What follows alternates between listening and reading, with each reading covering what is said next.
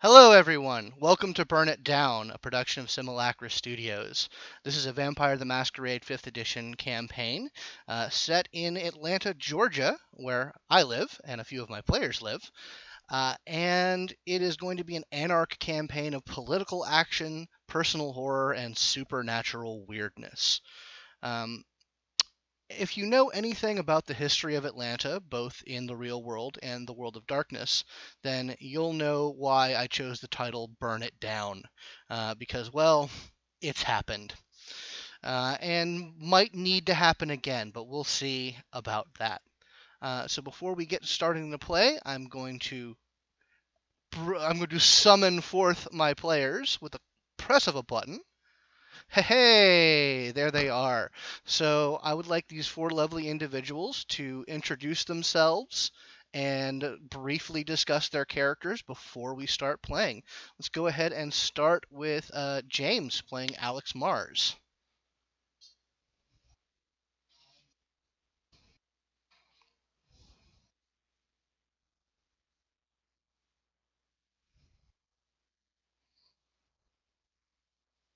Aren't they all? And Mo, let's hear about you.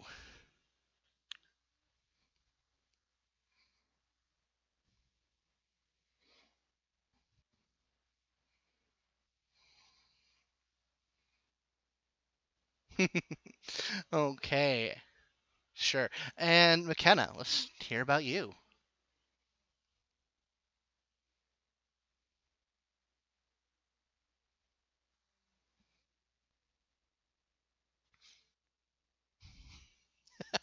I love it. I love it. And Dylan.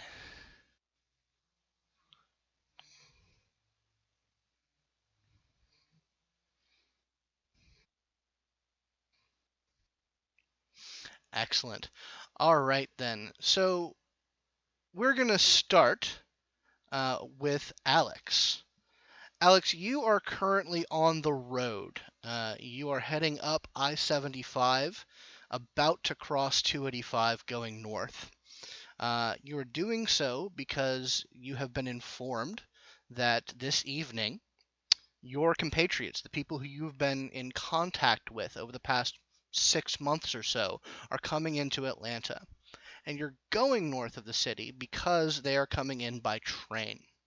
And there is a family of kindred, that's how they organize themselves, nominally anarch, who have had a stranglehold on the train systems coming in and out of the city for over a century. And part of the web of favors and deals that had to be made to arrange your your new friends' entrance into the city is that you have to go to their house to pick them up, the family's house, and you must accept their hospitality for a short portion of the evening.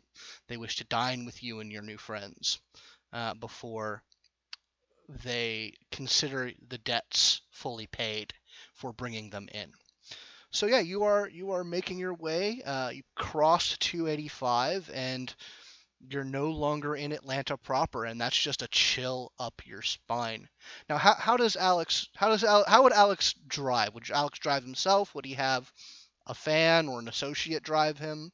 How would Alex go about doing that?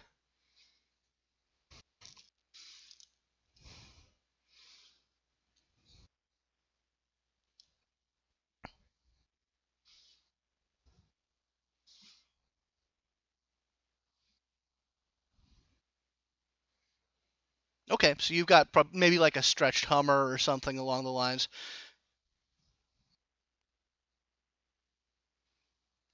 Okay, all right. It's probably a large one because you've got four people coming in, plus they probably have some luggage. But before we get so you yourself are not driving, you have a driver, just someone who has been paid to do this, right?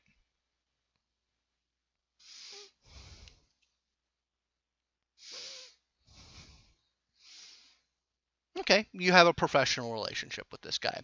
All right, well, before we get too much more into it, I would like for you to roll your hunger dice for the hunger check for the night. So that is a single d10. And a success is 6 or above. A failure is 5 or below. If you succeed, your hunger remains at 1. And if you fail, it goes up by 1. So please give that roll right now. That is a success. You are able to contain your beast for the evening's rising. It does not rise up and begin to influence your actions any more than it currently is doing. So yeah, your driver makes his way up 75, eventually comes to an exit. Now, for those of you who don't know the city of Atlanta, Atlanta itself is fairly contained within a highway called 285, which is a rough circle.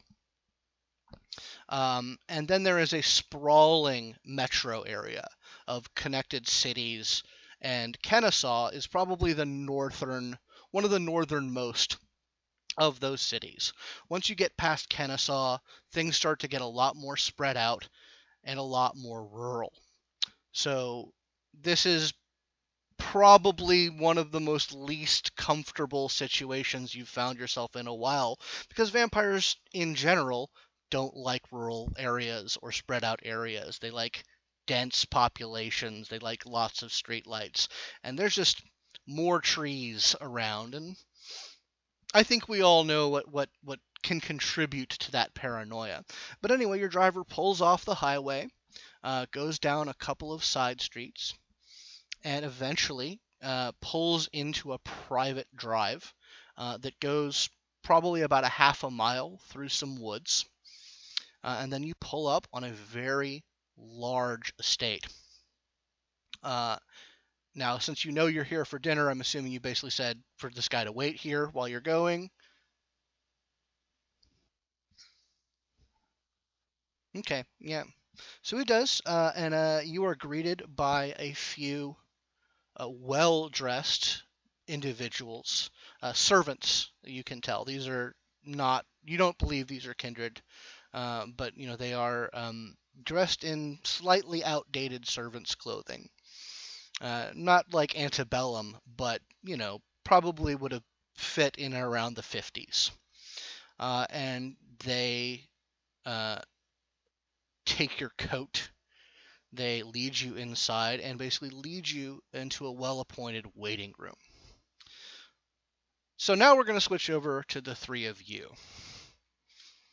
The three of you have probably had the least comfortable 3 days, roughly, that you've had, because travel arrangements, especially going through the methods you are very tightly controlled. The people who have agreed to help you get into the city have a stellar track record of discretion and safety. But that discretion and safety comes with a lot of rules. The three of you are currently in 3 large crates that are comfortably appointed, but not what you would call spacious. You have a few large, well-insulated thermoses with you, and you've been here in this thing in these crates for a few days. And as such, I would actually like for you all to roll your hunger 3 times.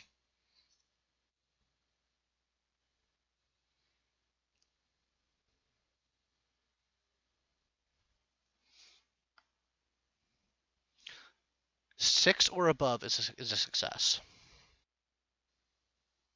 2 failures. Okay, now as I said, you have thermoses, which I would say you would have 3 thermoses. So if you would like to abate that hunger, you could have drunk from these thermoses.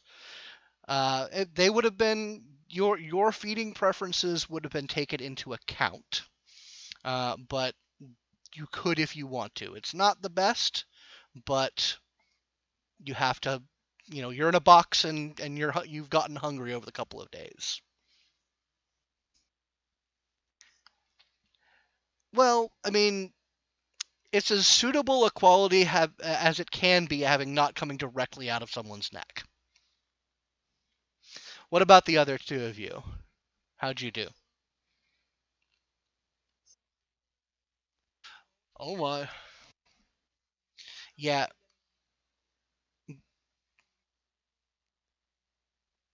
Okay. Fair enough. And like I said, it's cold, not living blood. So it does the job, and you sort of thank goodness that you're not as potent of blood, and this sort of thing wouldn't even help you. But it does the job. What about you, Willow? Okay, so your hunger would be at two, but you could abate that by drinking the blood that's been provided to you. Okay, so shortly after the sunset, you felt your crates being moved around, taken off the trains that they were on. Uh, you hear the sounds of cars moving, some muffled voices, and then eventually the crates are set down. And then this little green light that has been unlit for the entire time you've been lights in all three of your crates, and you are able to unlock the the mechanism that opens up the crate. So the three of you get out. Okay, so yeah, you get out. Yeah, after 3 days, it's permanent. You open it up, and you are in a. Each of you are in your own rooms.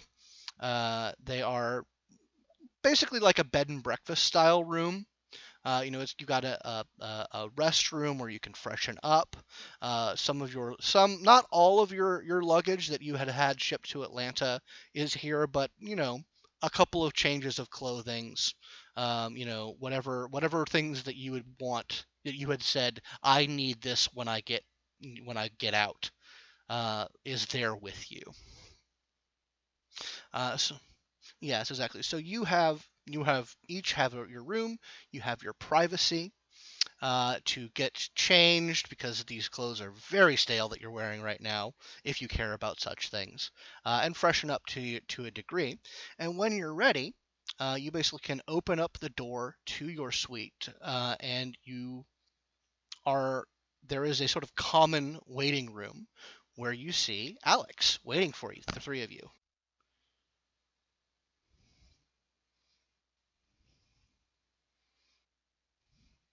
Yeah, you come out around the.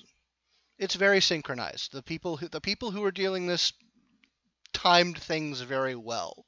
So you're fairly certain that each of you arrived pretty much at the same time.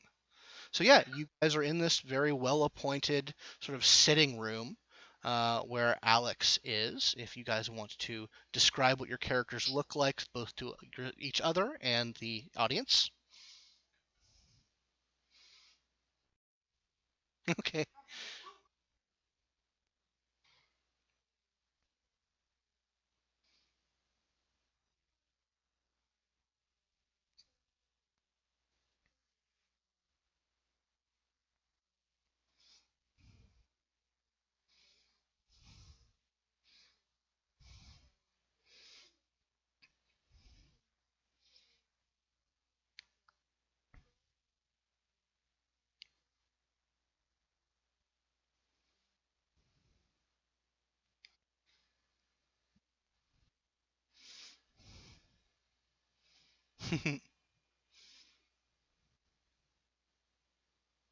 Who's next?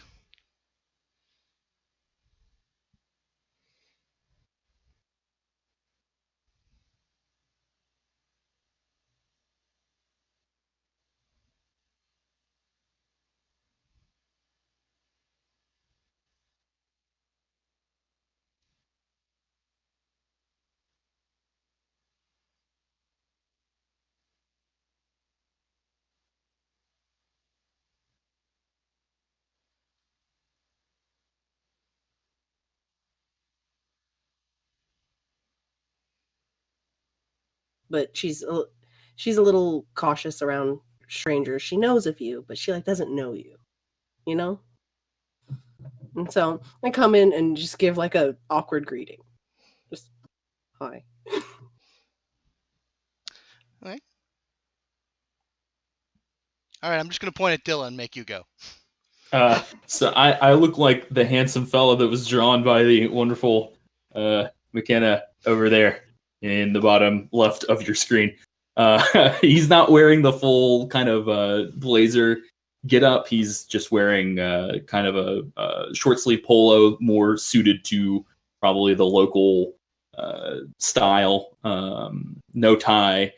Hair is a little mussy because he's clearly not super happy about all of this, and he's kind of like chewing on his lips a little bit whenever he's not talking or paying attention to something, like he's got something distasteful that he's trying to forget about. But once he actually comes out, he is very composed and says, all right, so this is our team? I suppose so. Looks like. I suppose, and I point at I kind of point everyone out. I suppose Cadence, Mr. Faircloth. I'm sorry, I've forgotten your name. I point at Alex? Alex. Sorry. Mhm. Alex. So Alex is. Oh, I'm sorry. Go ahead. Oh, and I point at you. And I sort of trail off there. So Alex is he has a white hair and a white beard and dark, deep black eyes, and from the neck to the wrist to basically every exposed inch of skin you can see except for his face, he has very colorful tattoos. He is wearing sort of a baggy t-shirt and jeans, but a baggy t-shirt and jeans that look like they cost way too much for baggy t-shirt and jeans. And he has an accent, so give me a second. It's Alex. We spoke online. Good to put a face to a name. I trust that your travels were acceptable. I think that's the highest praise that could be offered. I do apologize, but sort of ostentatious travel that we're used to draws too much attention in these nights. I mean, I've had worse. Not by much, but I've had worse. My resources were somewhat limited in this engagement, but you're all safe, and I suppose that's what really matters. So Well, while you're getting yourself situated, there is a knock on the outer door, and you hear a very soft-spoken voice. Ladies and gentlemen, if you would make yourselves ready, your hosts will receive you now. All right. Well, I'm freshened up. And the three of you would also have known that there is something expected of you in partial payment for your travel, that you were expected to sort of meet and have dinner, quote unquote, with this family that arranged for your transport. Sounds lovely. Indeed. Look, I'm going to level with you. I don't know who these people are very well. I know of them. So if they do anything really weird, I'm as sorry as you would like me to. I'll keep that in mind. So, when one of you opens the door, you see, in contrast to the servants that let you in, Alex, this person is wearing the servant's livery that one would see in the antebellum South. And I'll just go right and say it. They are of the skin color that one might expect for that kind of outfit. They look down. They do not meet any of your eyes, and simply motion you out the door.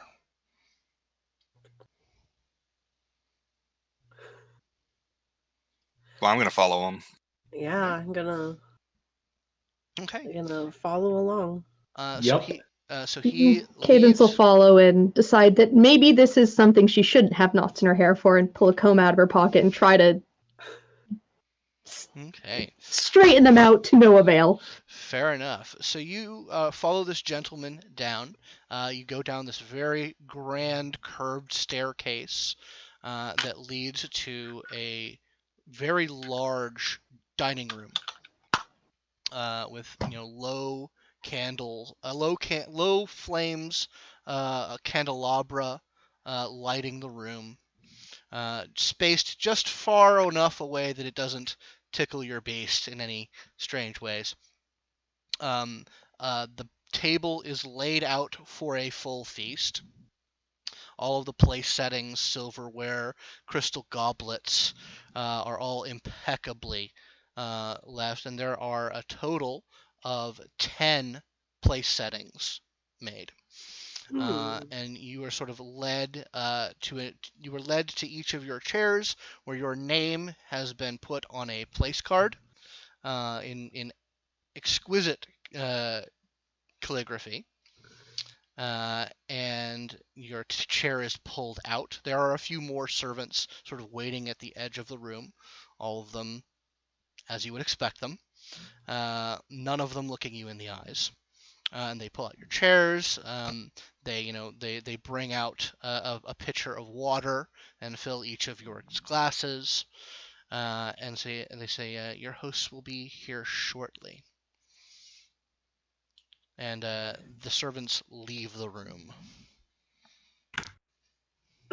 So how are you said that there were 10 play sets. Mm-hmm. Where are we? Are we like near each other? Or are we like you are essentially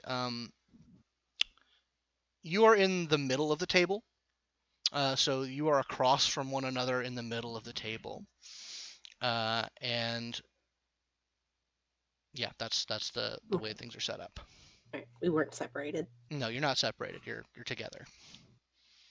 Willow, you have been placed next to Madison, and Cadence and Alex are sitting next to each other. Mm-hmm. Okay.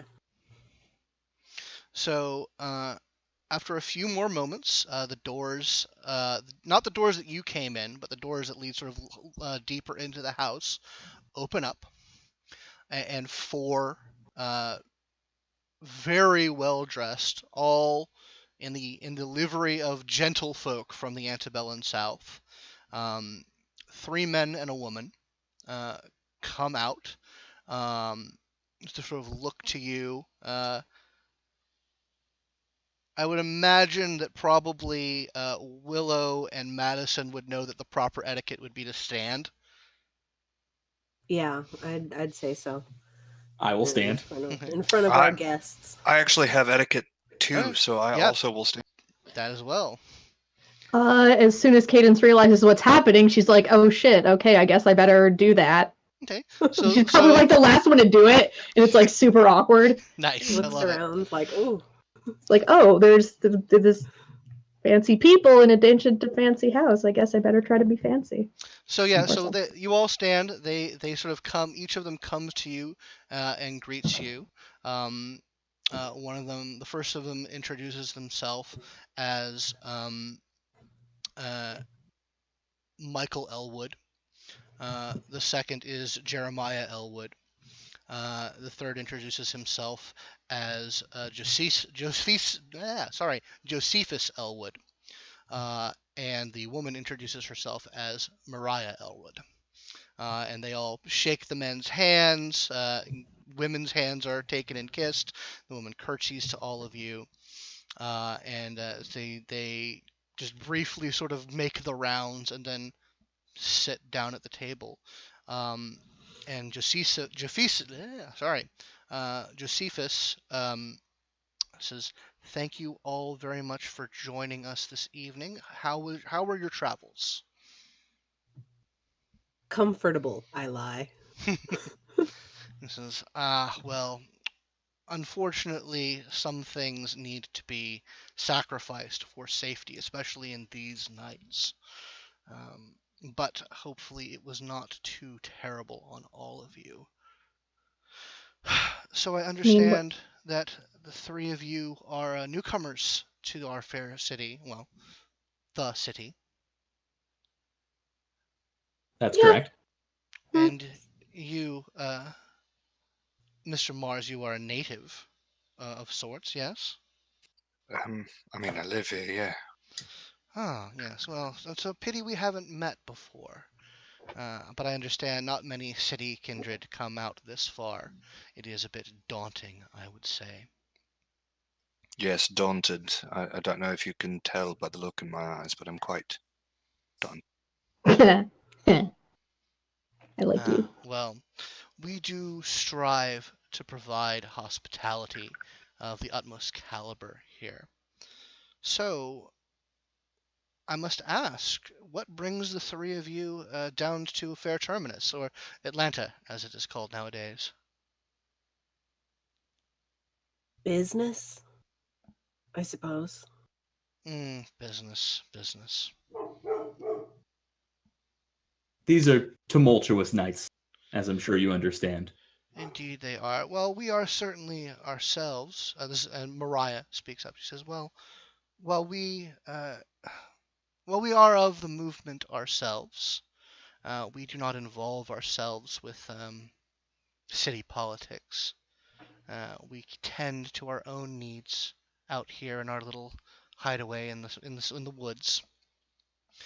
But should you have need of our services or expertise while you while away your time here in the Paris of the South, we are contactable. And beyond first-class crate arrangements and wonderful hospitality, what expertise and what talents would those be? Michael speaks up and says, well, our family has been a part of this city for a very long time. We have seen many changes in the times and faces of the city and the surrounding environs. We have been untouched by the chaos and the turmoil of the past 2 decades. Our advice could be sought for appropriate remuneration. Of course. He says, we do not wish to take up too terribly much of your time. We understand that you have business in the city, but we would not like to send you on your way without meeting mother and father. Unless you need refreshment before we move on. And they sort of a snap is made, and a few servants come in with their collars slightly undone. How much hunger was abated by the thermoses? You could get down to 1. Okay. Hey, when he says mother and father, Mm-hmm. I'm going to just right then roll a premonition on that. Okay. All right, go ahead and roll that for me. So, Smart boy. indeed. So, Never a when good you sign. make your dice pool with that, make sure you include one of your dice as a hunger die, and let me know how that goes. While he's rolling that, I also want to perhaps make an etiquette roll to determine whether or not it would be offensive for us to decline this as part of their hospitality. You can go ahead and do that. It's resolve plus aspects, Alex. Yeah, I rolled that, and I rolled 3 successes. I do have a question. Mm-hmm. What is a rouse check? Do I need? Okay, so what a rouse? Well, hold on. It's let me. It's either free or 1 rouse check. Let me. So I believe it is free if you give it to me, and yes, I believe it it is. costs a rouse if I do. A rouse check is basically a hunger roll. just like the one that you rolled for the evening. So go ahead and roll that first. So Okay. that's 1d10, and you want to get a success on that. So the D10, the hunger die that was part of the initial roll, I succeeded. The hunger die that was by itself, I. Okay, the hunger die by itself, that means your hunger doesn't go up, which is fine. So I have a question. Did you roll any 10s?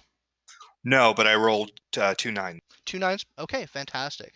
All right, let's resolve Madison's roll real quick. What attribute to go with my etiquette would that be? I would say intelligence plus etiquette. Cool. I'm a smart boy, so. And remember to include your hunger die in the Yep. roll. Well, I'm using a automated roller, so it takes care of that for me. I've got 3 successes, I've got 4 successes, one of which is a hunger success. Okay. Did you roll any 10s? Yes, 2 of them. Were either of those 10s on the hunger die? No. Okay, good.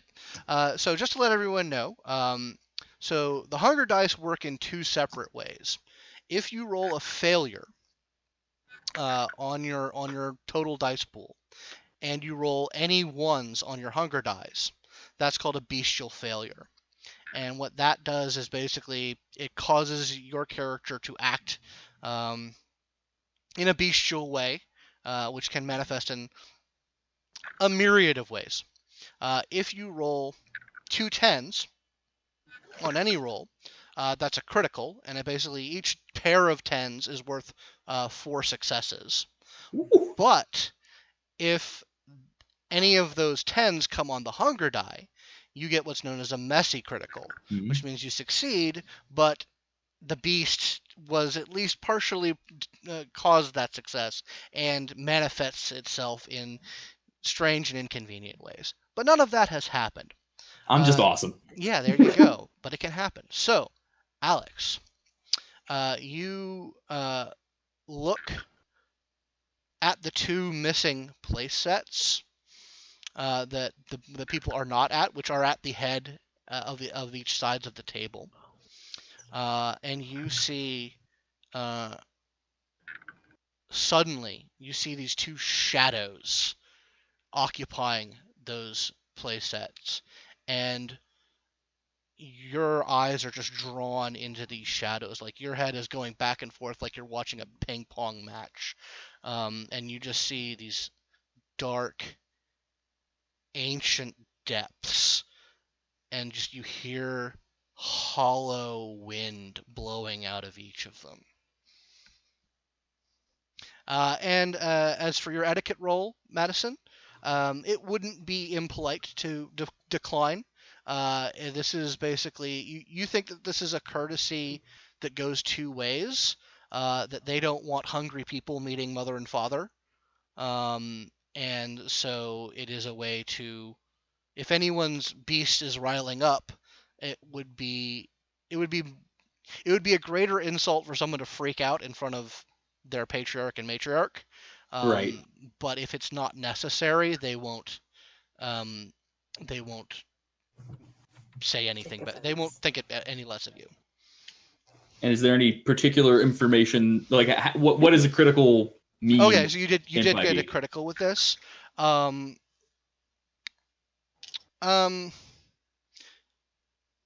You get that this is all ritualized, that this is obviously part of some protocol that they have been playing out for decades upon decades upon decades. That, you're probably making a dozen tiny blunders, but that's amongst their rules, so they don't expect you to know all of them.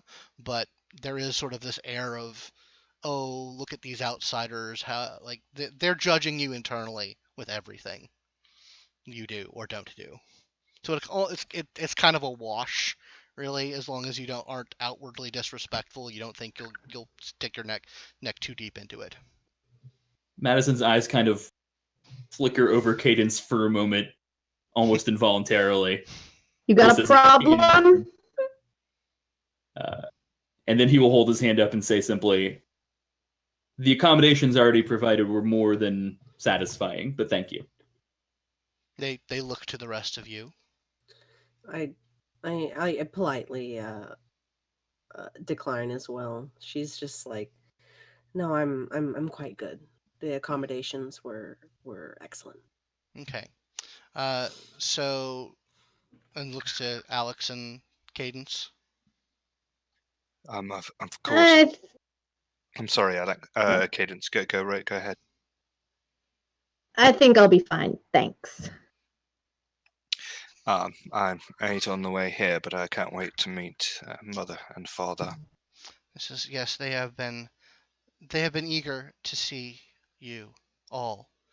So they all stand up, and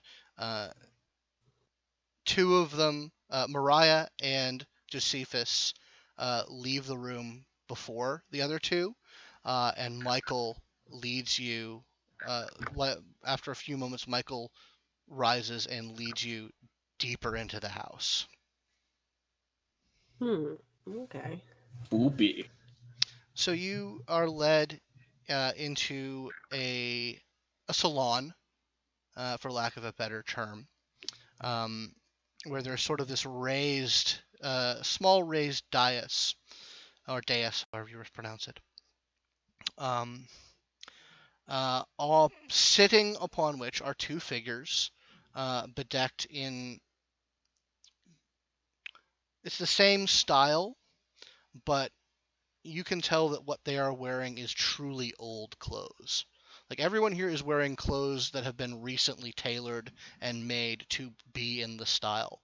But these two individuals are wearing what clearly are centuries old clothing. And they are sitting on their chairs, absolutely motionless. There's some. The room is very dark. There's like one or two candles lighting it. And Michael says, I would like to formally introduce you to Father Elroy and Mother Liliana. And he just sort of motions for each of you. He does a slight bow towards them. And those of you who are attuned to such things know that you are expected to bow. Yeah. Madison will time his so that it looks like there's a fair reason why people are bowing at different times, as opposed to some people not knowing what's up and some people knowing what's up. Mm-hmm. So when you've all bowed, the two figures start to move. But their movements are very strange. They're almost jerky in a way. They very slowly stand up, and Father does a sweeping bow.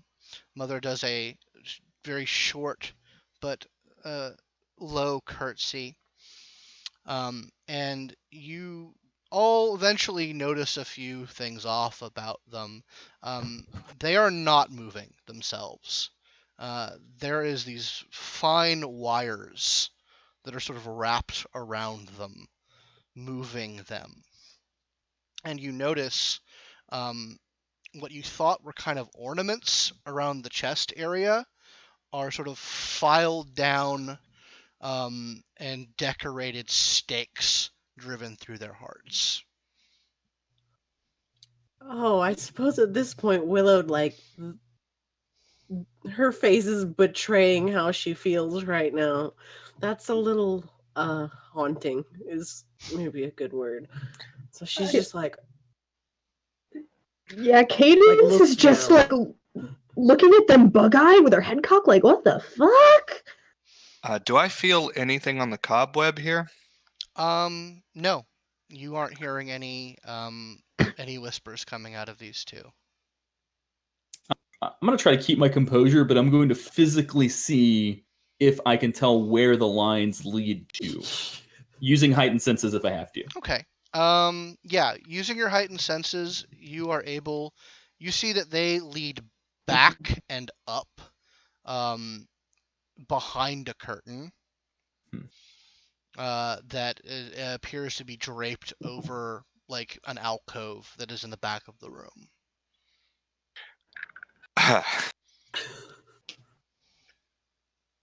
Ooh.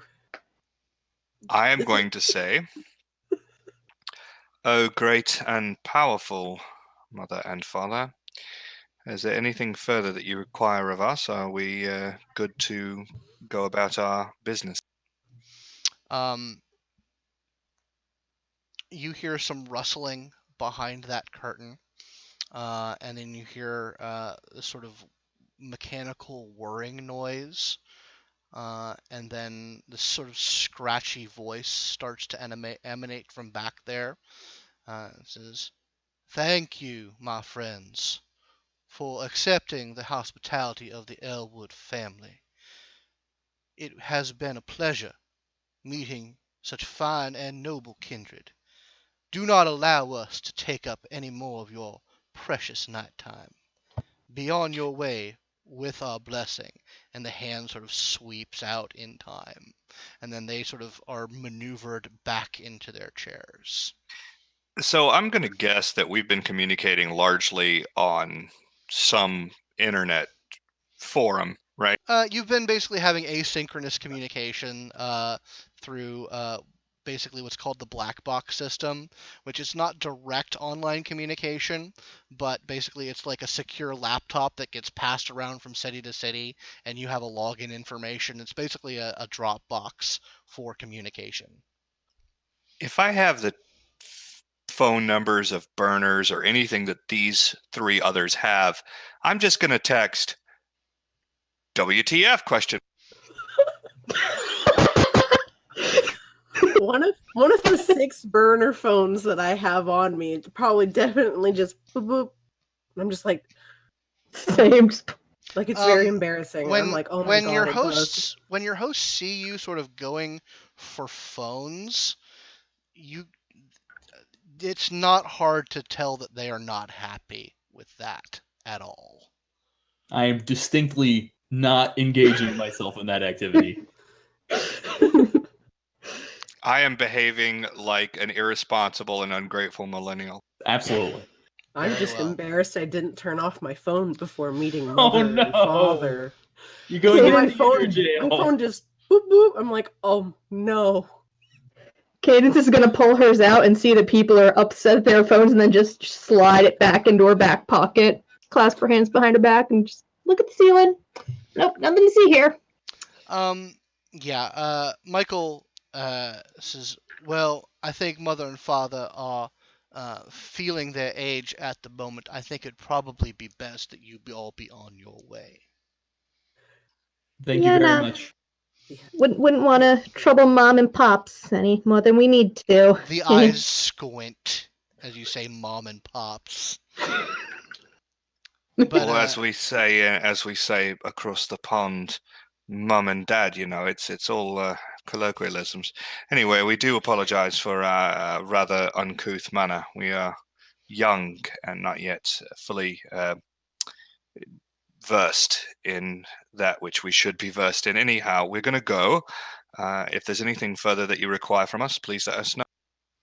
Certainly, we have means of getting in contact with all of you. We've all got phones. Like, I'm starting to flinch as the quipping is going. She's just like, yeah, Yeah, you're gonna hurt me now, aren't you? No, I'm not gonna hurt you.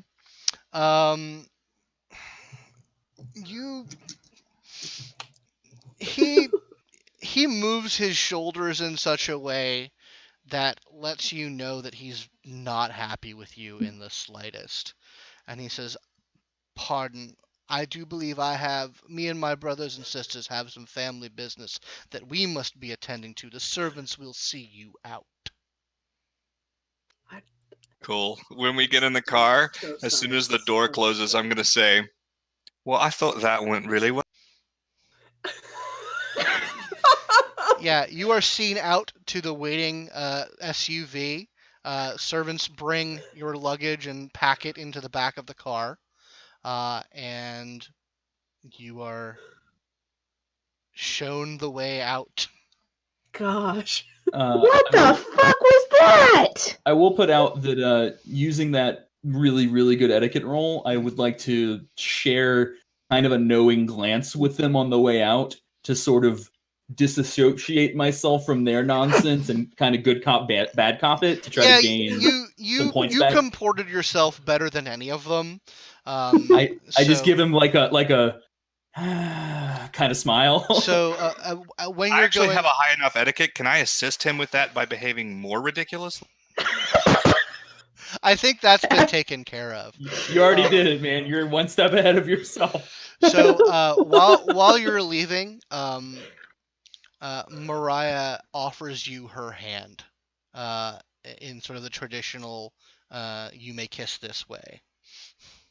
Which he will do very gently and with very slow, smooth should be done. Very well. So yeah, you guys pack into the car, and the driver says, "Where to?" Well, I don't know.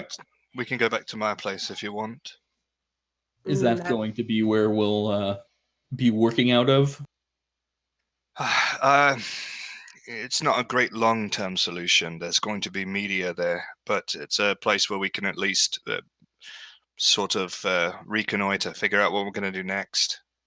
Now you do know that it is expected, if not tonight, then at least by next night, for you all to meet with the Baron. How late is it? It's probably 10 right now. It's pretty early in the night. We don't have much of an excuse not to meet the Baron tonight. Unless he's just booked up. Well, we can hope. I'm not going to call him. He hates my guts. I vote the guy who actually knows shit about being polite. Oh, me, right. Yeah, that'd be you.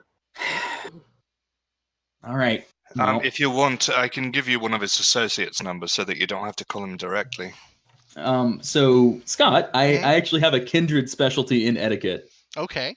So, I mean, would this guy prefer the indirect contact, or would he prefer the directness? He's a Baron, so probably the direct approach would be the best. Cool. While it's one of those small differences between a prince and a baron. You know, they don't generally stand too much on, you know, the old ways of contact mein Chenesol, sort of thing. They tend to be more direct in their way of contacting. You are fairly certain that he knows that you're coming, that you're supposed to be coming into the city sometime tonight or tomorrow. So he's probably expecting some sort of contact, and calling him directly would not be ill-advised. Yeah. This is the right number, right? He, after a few rings, it picks up and says, you hear a sort of in a very clipped accent. You hear, "This is Mr. Faircloth, yes? That is correct. Are your associates also in the area?" We are assembled and eager to have audience with you. Very well. I am currently at my office. Please come post haste so that we can tend to the particulars. Excellent. We'll be there as quickly as is permitted. Is there anything else that you require? No, just get here. I think we can do that. And catching the tone, he'll just hang up. All right. Wow. So, yeah, he's a cunt. He's not going to like that you're with me. There's something wrong with him. I can't explain it. It's something about the color of the way he talks. You'll see for yourself. I'll take your word for it. Yeah, I'm still like a little visibly frazzled after the mother and father business. And then all of this together while we're like in the car, I'm just like, oh wow. You gonna be okay? Yeah. Yeah. No, I'm fine. So Anyone Alex, got any clues about what we just saw? Why what was that? It How was the fuck am I hinted supposed to at know? us. No, darling, I didn't think it would be you. But does anyone else have any clue? if anyone would like to roll me an intelligence occult, Well, they might be able sure. to figure things What's out. the untrained penalty in 5e? I don't know if there is one. Well, for now, let's say there is none. All right, then I'll roll my 4 intelligence. Smart boy. Let me see what I get. I have 3 successes. I also have 3 successes. I got 2. Please. I don't know tell shit us. about magic, but I'm real smart. I went to college. So you are College. fairly certain that those two were capital E elders, Mhm. which means that by all rights, based on what's happened with pretty much every other capital E elder that you know of, they would have been beckoned to the east, and apparently either through their own desire or the machinations of their children, they were kept from doing that. Oh, that is nasty. Very Yeah, interesting. Cadence doesn't like the idea of that. Yeah. Do you guys like explain it to Oh, absolutely. me and Cadence? Yeah. Oh. Yeah. Not really something actionable, but definitely something fucking weird. Something that Yeah, real violates the fucking- very core of what it means to be an anarch. I mean, I have plenty of parents that I would like to stake, but that seems like overkill. I don't have any evidence, but my gut tells me that I think it might be the opposite of that. I think they might have wanted to stay here and arranged for a way to extend their influence without physically leaving. Yeah, it's not my family. I don't really give a shit. I don't know about you. No. I would like to A know lot. as little more about that as possible. Yeah, I'm let's basically throwing that whole thing in a box. Yeah, That being boxing's said- good. Boxing's good. I would like everyone to roll wits awareness for me, please. Oh no, that's a very high roll for me. Make sure to include your hunger dice. I hate it when you make me roll high. Oh no. It's awareness. That is 2. 2 successes, one of which is hunger, but it's not a 10. Okay. One success. 3 successes, no hunger failure, and I rolled 2 10s. Okay. Were those 10s on your hunger dice? No. Okay. So, those of you who scored 2 successes and above begin to hear fast approaching the sound of motorcycle engines.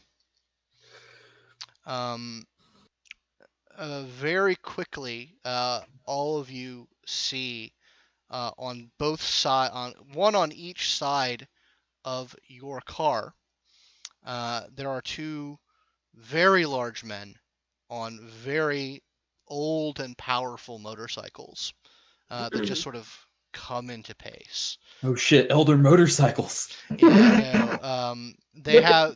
of them have very large, voluminous beards. One of them is missing an arm, but is apparently being able to control his motorcycle away. Alex, in addition to these gentlemen, you see out in the woods, because you haven't gotten to the highway just yet, out in the woods alongside, you see, again, one on each side, 2 very large wolves keeping pace with the car. Oh no. What? What? I don't like the sound of that now. Cool. I'm going to calmly lean forward and press play on the stereo system, and it's going to play a little bit of Psytrance. Okay. Worst first night in Atlanta ever. Would there be any appropriate role to perhaps try to identify if these are anarchs of note in the Atlanta area? Yeah, give me a wits politics roll. Oh, politics, you say? Find any sort of iconography on their stuff to just be like, are we in danger? I'm in danger. Willow, that's the face Willow has. Just, I'm in danger. I have 1 success. Okay. You don't recognize anything about their symbols. Nothing clicks with any known gangs that you know of. There are, to your knowledge, there are no gangs that live out this far from the city. But you do recognize some identifying marks. They seem to be like runes, sort of in the leather of their jackets, Norse-looking things. Alex, do you point out the wolves to your friends? I'm going to say, I don't know how exactly we managed to attract them, but there's a specific brand of grey all around us. Ah, fucking hell. Your driver is like, do you know these guys? You should probably actually speed up. I like lean forward a little bit, just like, yeah, no, just we need to speed up. Okay, all right. He speeds up. The motorcycles keep pace with you. Is anybody doing anything? I'm just gonna roll the window down. Yeah. Okay. I'm gonna roll the window down on my side as well. Be like, Okay. hi, friend. Yeah. They turn like when you do that, they sort of sidle up to the edge, just turn their heads, and you notice there's something really weird about their beards. Like, it's very voluminous, very gray, and you don't think that that's hair. It's more like fur. I'm going to quietly say to the one that's looking at me, forget. And I'm going to roll Cloud Memory to make him forget why he's here. Okay, go ahead and let me take a look. I most certainly probably have an opposed roll to that. Oh, You definitely do, unless you're an unprepared mortal, which I don't think you are. I don't think they're either of those things. It's wits plus resolve versus my charisma plus down. Okay. Like, yeah, no, Willow is just like reaching into her tracksuit pants, opening up one of the pouches and just pulling out a gun like, I've only been I should note that Madison is straight up open carrying a handgun. Yeah. How many successes, Alex? I rolled 2 successes. Okay. You see him sort of like shake his head a little bit, and sort of move his eyes away from you.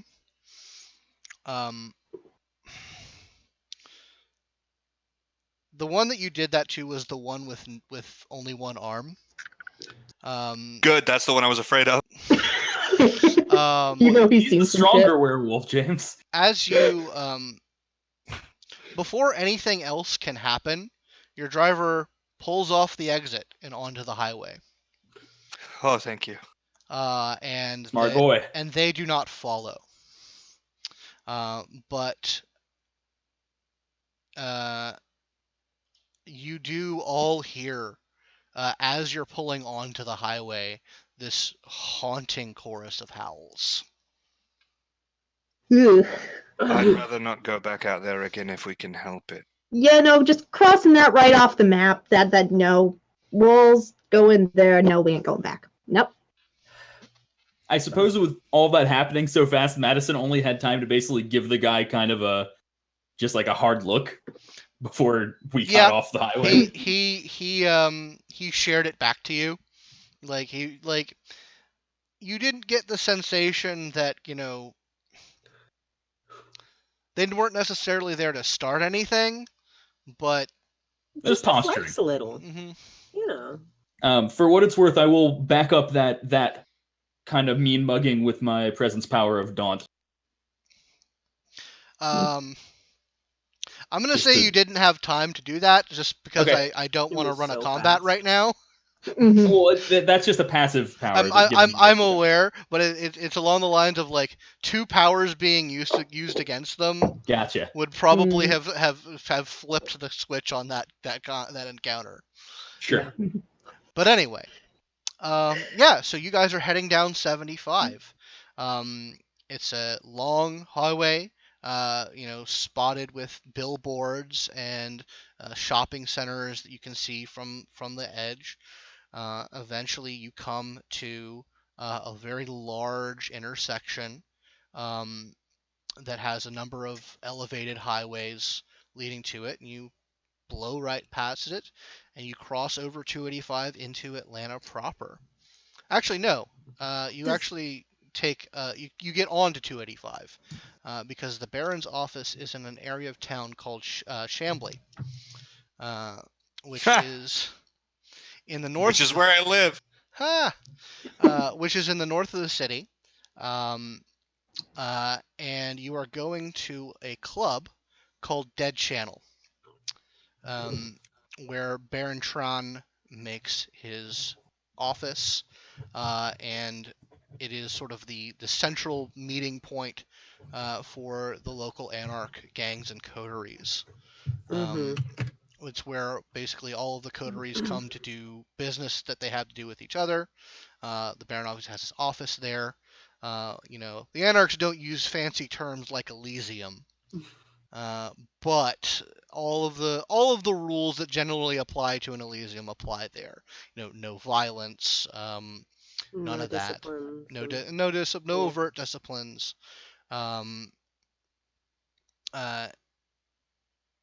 And you're expected to behave, essentially. Yeah. So, does having Jeanette as a lore sheet work in this club too, or only as? That would, yeah, no. This is not the asylum. Okay. Asylum's down the street. No, the asylum is elsewhere in the city. I haven't decided just where it is because you just mentioned that tonight, James. So Right. So I haven't had thought, but this is not the asylum.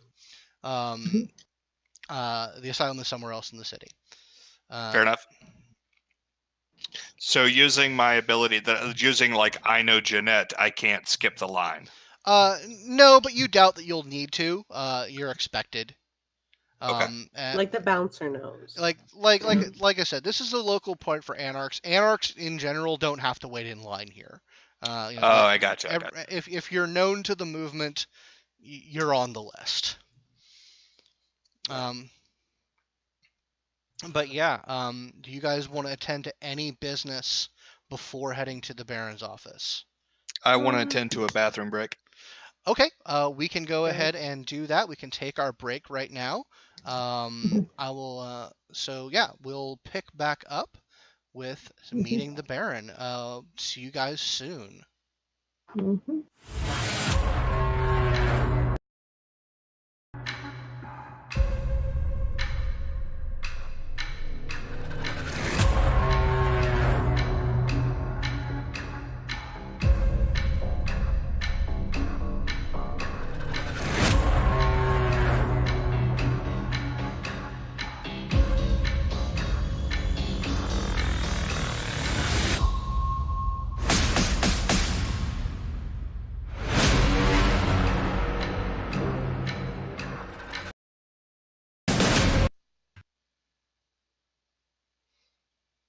And welcome back, everyone.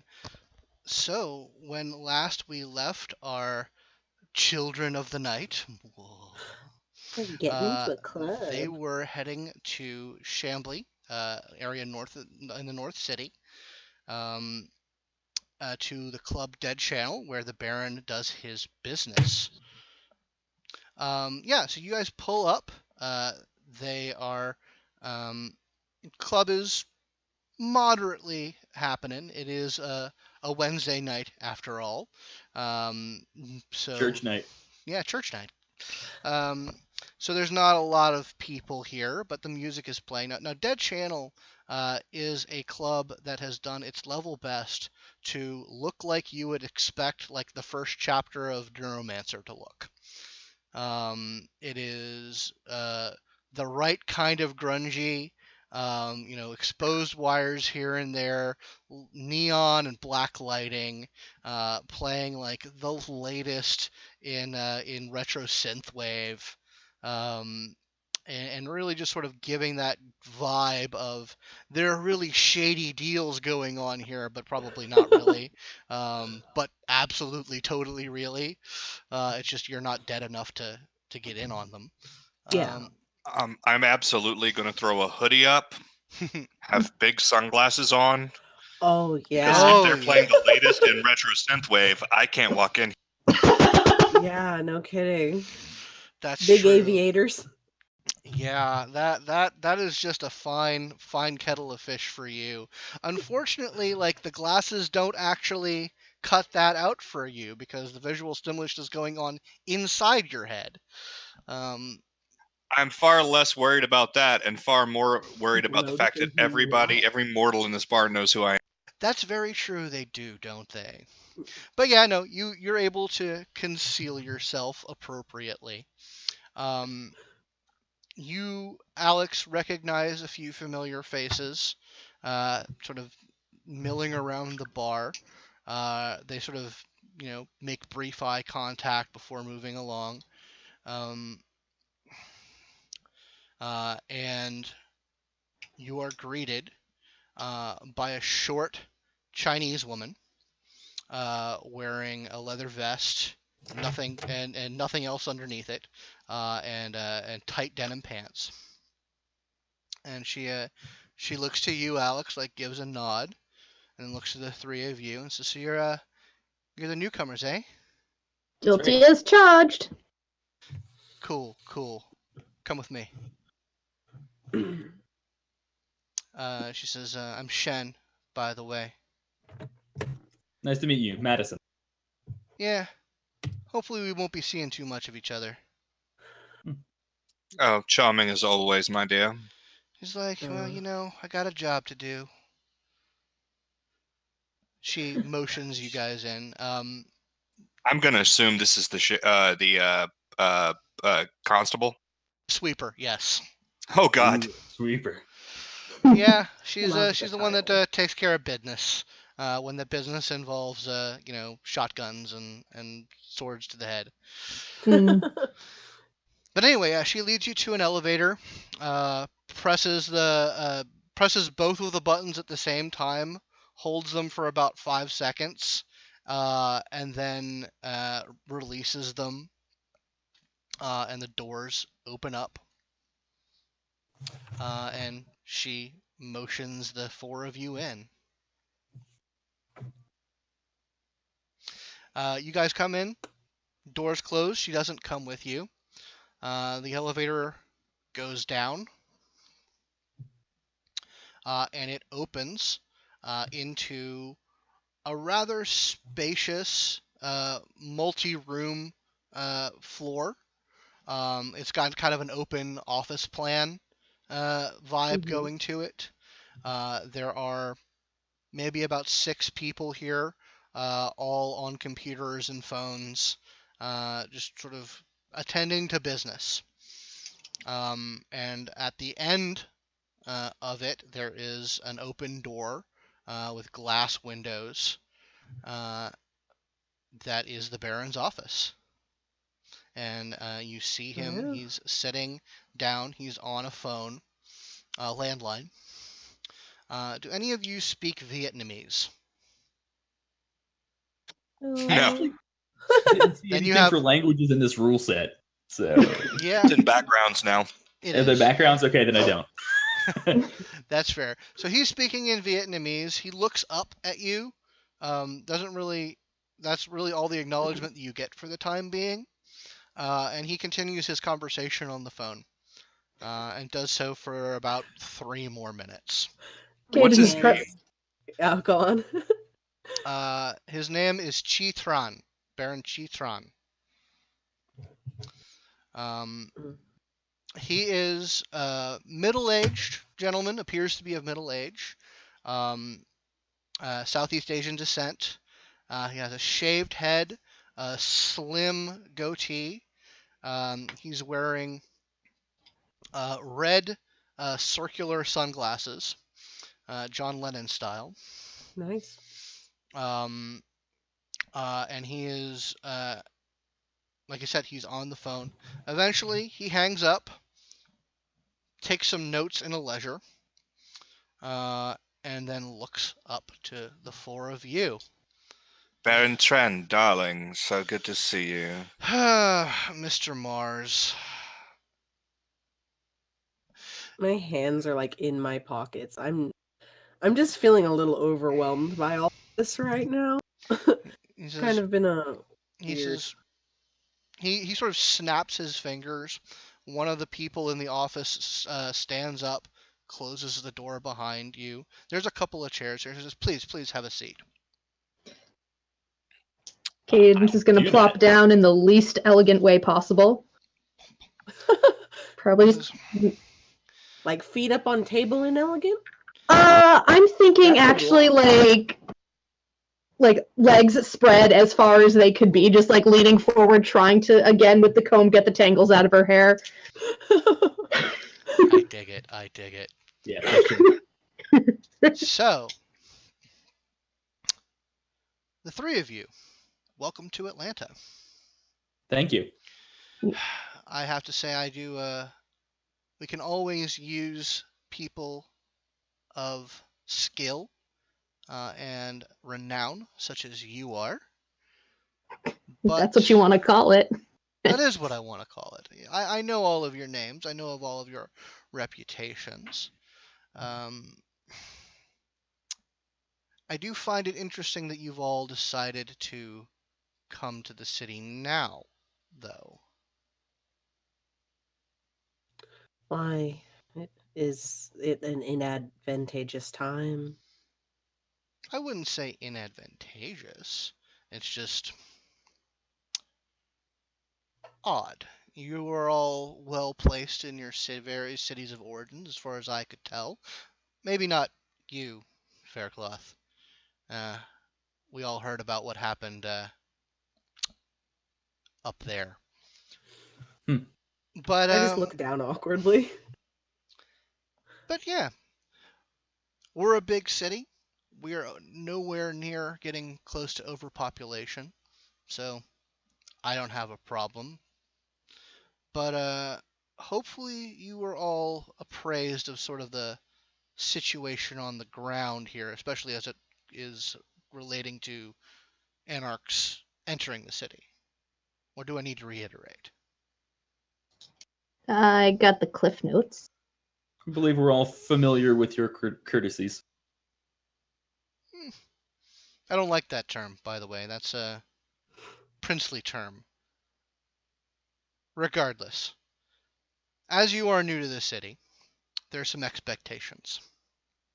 I'm going to be laying out your boundaries, as it were, where you are expected to work and feed for the most part. I mean, we don't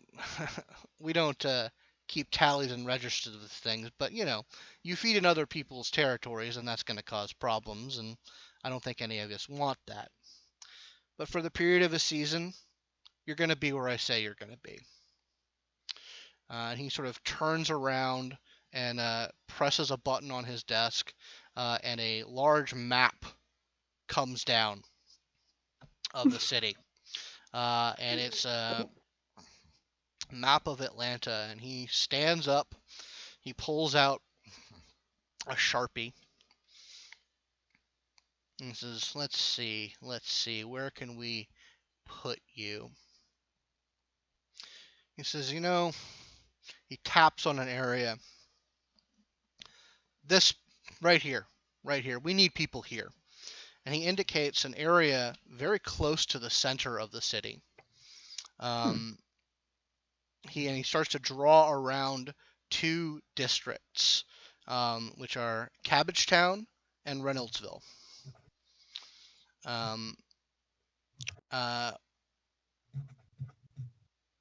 Now, those of you familiar with sort of the general overall political situation in Atlanta, these two districts are directly north of I-20,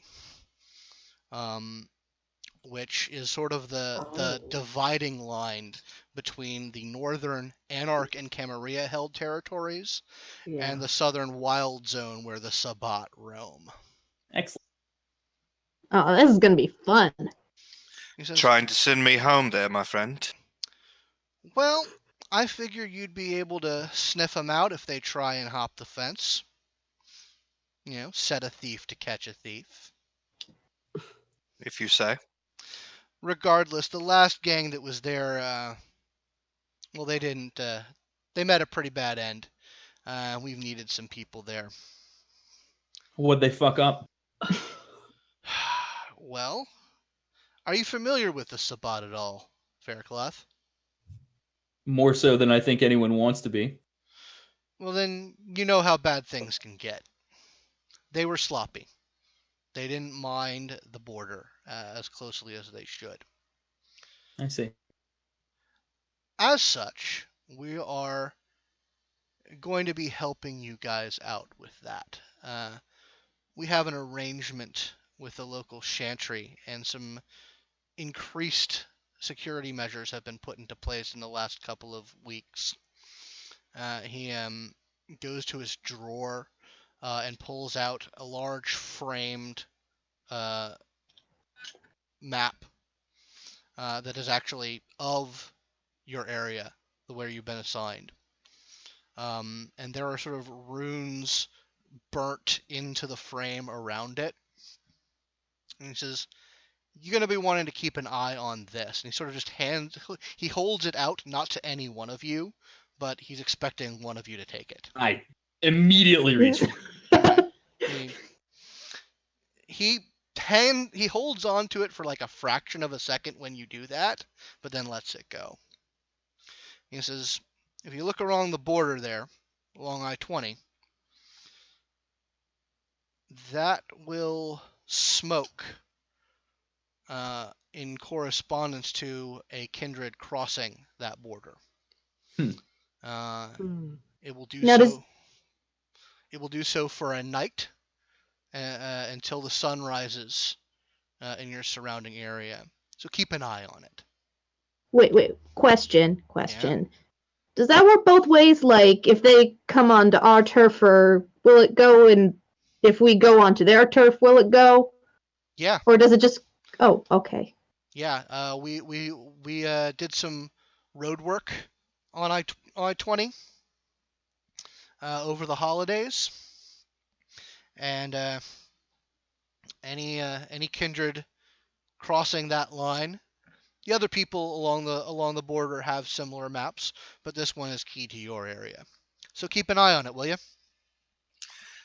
Baron Tren, certainly you have to know that we're not exactly militant in our capability.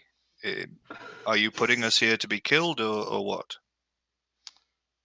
I'm putting you there because we need people there. For surveillance. For surveillance, what you want. if you can't handle it, of course, give us a call, and we'll send help your way. None of us want those bastards sniffing around up in our zones. But this is one of those things where you're saying if we can't handle it, then it's on our heads, right? Well, you tell me, what happens when you have Sabbat running through your turf? I don't know. I've never been in charge of anything before. Well, It's immaterial regardless because we can handle it. Yeah, we got this. Or I got this. I don't know about these guys. I got this. that's what She's I like got to hear. this. I do got this. She's got this. Right, so that's that. The situation will last for a season. So he looks through a calendar real quick, sort of circles a date, which I'm not going to do the math on it right now. So this time, you'll be free to claim territory as you see fit. I will also be calling upon you to make sure that you are integrating well into the community, that there are tasks that might need to be accomplished, you will, of course, be expected to do service to the domain. Gotcha.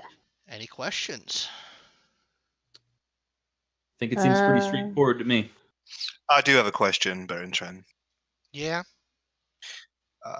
Could I provide your establishment with some better spinning? This music is not up to par. He just kind of looks at you for like 20 seconds. And that's the response you get from that. Cool. Anyway. I'm gonna slowly slide a CD across the table while he's doing that. Is that your mixtape? No, just dear. Look over. I believe it's called a demo when you're a professional. Yeah, no, that's not a demo. I wouldn't give Berentren a demo. I wouldn't insult him that way. This is a demo of several people that are up and coming. I'll have Maddie take a listen to it. You may not like me, but you know that I know music. Give it a spin. I think you'll be pleasantly surprised. Like I said, I'll have Maddie take a look at it. Is there anything else, Baron? One more thing. All right. So, I know that at least one of my recommendations tends to turn heads, and it's not very well explained. It's the matter of the Four Horsemen. Take it seriously. Don't mess with those guys. They do service to the domain that is vital, and they have earned their rights. Out of character question. Mm-hmm. Would our characters know what they look like? The Four Horsemen? Yes. No, you would not have. Okay. Alex would, because he been in the city for a while. But you have not been furnished photographs or likenesses. Okay, in which case Cadence is going to raise her hand and be like, so, can we, like, get a picture or something? Cause I don't know these guys. Like, I know them, but I don't know what they look like. So I don't want to, like, accidentally, spill the beans on someone I'm not supposed to. He says that's reasonable. He pulls open a file cabinet, goes through some files, pulls out a folder, puts it on his desk.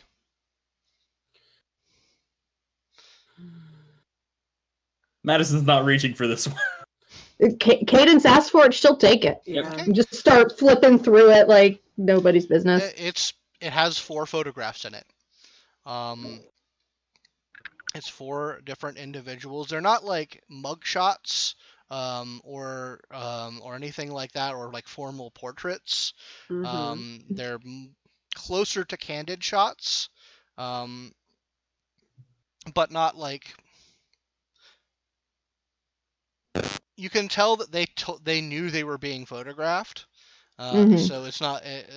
But it's not like they sat for these. They're not like glamour shots. They're not glamour shots. They're very utilitarian. All right. So yeah, it's Willow, 4 different. Willow goes to look at them too. It's She's 4 nosy different about that. individuals. 2 of them look pretty normal in terms of what they're wearing and how they look. The other 2, on the other hand, one of them straight up looks like a rotting corpse. That's just sitting upright. And the other one looks.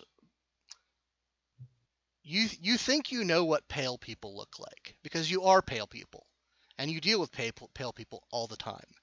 This person is a degree of pale that is just beyond what any of you have ever encountered before. Porcelain. Like paper.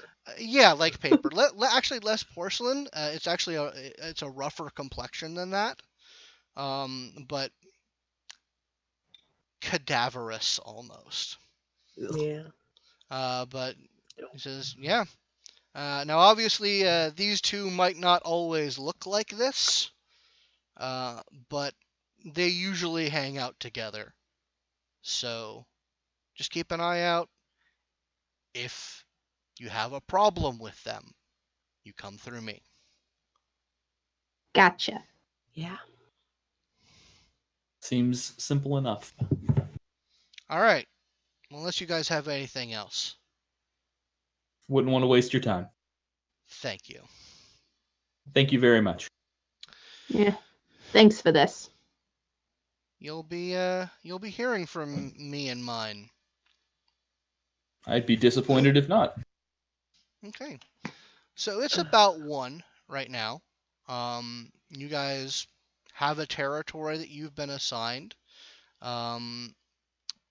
Those of you who have things like Haven have not, you know you're going to have to probably either keep it where it is, Alex, or make arrangements. Such a thing is very easy to do. If you have dots at Haven, you can find a place probably within a couple of nights.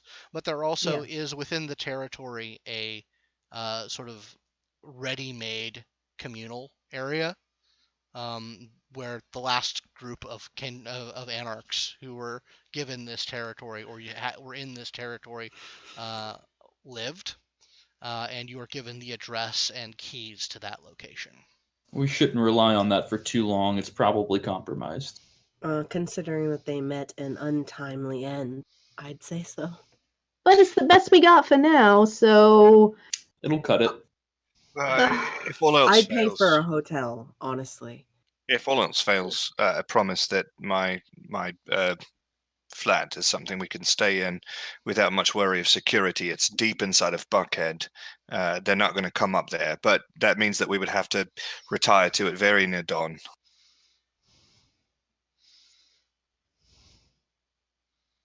I'm fine just using the leftover communal haven, at least for the first night. Mm-hmm. I don't think there'll be a serious issue. Well, let's hope you're right. Yeah. No, What's the worst that happens? We all die in our sleep? Oh, most definitely. Not fond of that. I mean, the worst that could happen is that we all get stakes through the heart and become someone's weird-ass marionettes. But... Oh, God, no, please. There's some precedent for that, so I suppose you're right. I don't like that either, actually, the more we talk about it. All right. Sorry, I I go to a sorry. Holiday Inn. I'm not comfortable spending any sort of night in a Fair enough. unfamiliar, unsecured place. It's just not for me. Darling, I'm not going to let you stay at the Holiday Inn. At least let me get you a room at the Westin. Oh, thanks. I mean, I can get you a room at the Four Seasons if you'd like, but I thought you were trying not to draw attention to yourself. Four Seasons is honestly more my style, but I figured maybe not immediately. So where are you guys headed? I mean, are you guys going to be going somewhere together? Are you guys splitting up to taking care of stuff? What's I on want the to find agenda? the lowest rent possible hotel in that region after the conversation we just had and get a room. Okay. The no-tell motel. Has a pay-by-the-hour option. I'm going to spend the rest of the night hanging out with anarchs in the Anarch Bar Okay. and beginning the process of integration. All right. Yeah. Like I said, And also trying to figure out what the fuck the bird was talking about when he said everyone knows what happened. Because I don't know what happened. I was left out of the loop. I don't know. I don't... Scott, do I know what happened? Dylan knows what he thinks happened, but Madison has no fucking idea. I said a lot of things. What was I referring to? You were just like, we all know what happened. To the last coterie that point. we're taking over for. Oh yeah, no, that's fine. Yeah. Yeah, I want to know what these people think I fucking did, because I have status too, so I expected to show up and be like, oh yes, I'm an upstanding member of the movement, and they're just like, yeah, you're some kind of baby eater, and I'm like, what the fuck? Oh, you mean up there? I need to Yeah. know. I need to know. Oh, no, that's what you're talking. Okay, I know what you're talking about. Oh yeah, no, you're pretty sure you know what he was referring to, as to what happened. The fact that the Prince of Chicago put a blood hunt on all Ventrue anarchs. Oh, that. Okay, whatever. Yeah, like you think a little bit, and you're like, oh yeah, that thing. That guy just constantly sounds menacing, so I thought he was talking shit about me specifically. mean, in a way, had he the was. dirt. That's like an in character. Like Madison is like, if anybody hangs out with him, he actually is like reasoning through it as a sort of socialization. He's like, oh no, he just meant all Ventrue, not me specific. That makes sense. But yeah, as for what happened to the previous coterie, That's good info too. yeah, Yeah. they had a run-in with Sabat, and it didn't go well for them. Where? Like in their haven? In the streets of their territory. Okay. So they rolled out to fight, and they got their asses whooped. Yeah, actually, if people want to give me familiarizing myself with people want to give me charisma persuasion rolls to try and get more details. If you guys want to hang around the bar for a little bit and sort of and schmooze. Yeah, hell yeah. Sure. Yeah, I'll hang out for a little bit. What did you say that was again? Charisma persuasion. Charisma persuasion. 3 successes. 1, 2, And did you include your hunger dice? The hunger die was a success on that. Okay. Also, I do have Anarch status. I don't know if that contributes to my die pool or like what that does in the system. Oh, God. Where did the dice go? There it is. That is 2 successes. Hold on, I'm looking up to see what status does mechanically. I believe it does actually help you out. Like I don't know if it's like 1-to-1 or like what it is. Yeah, you add your status trait to the roll. Oh fuck yeah! All right.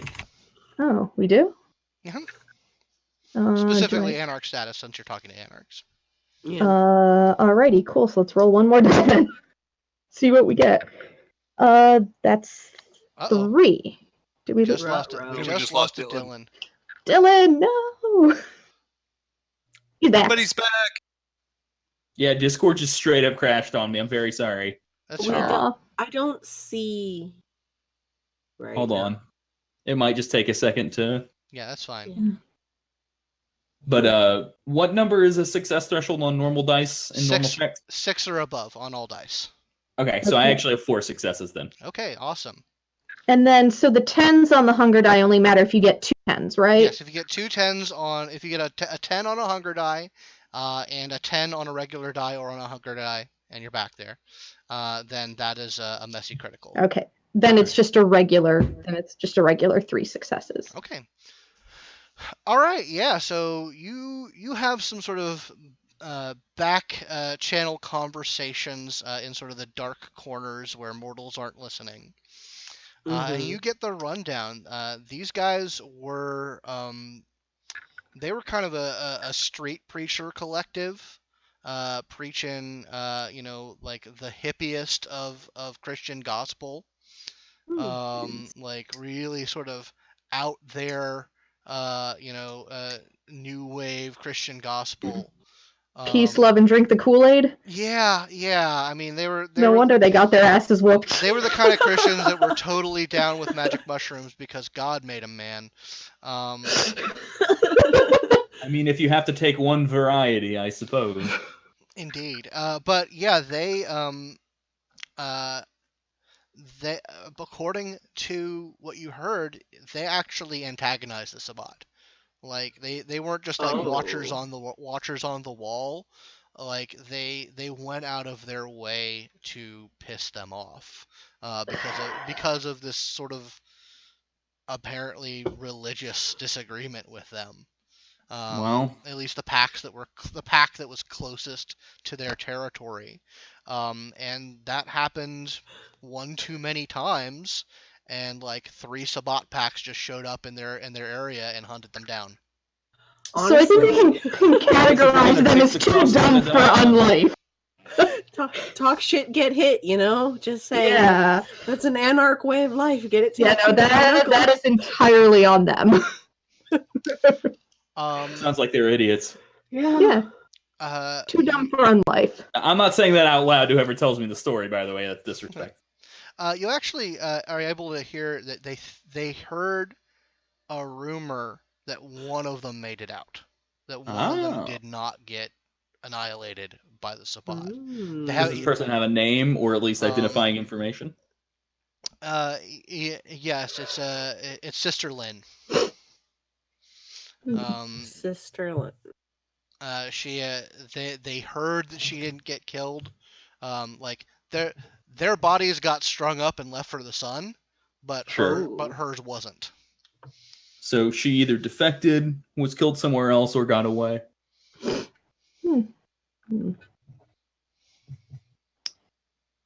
So yeah, that's the skinny on those guys. Do they know Sister Lynn's clan? What anything she was known for? Any notable deeds? She was a Toreador. And she was known to like be just a really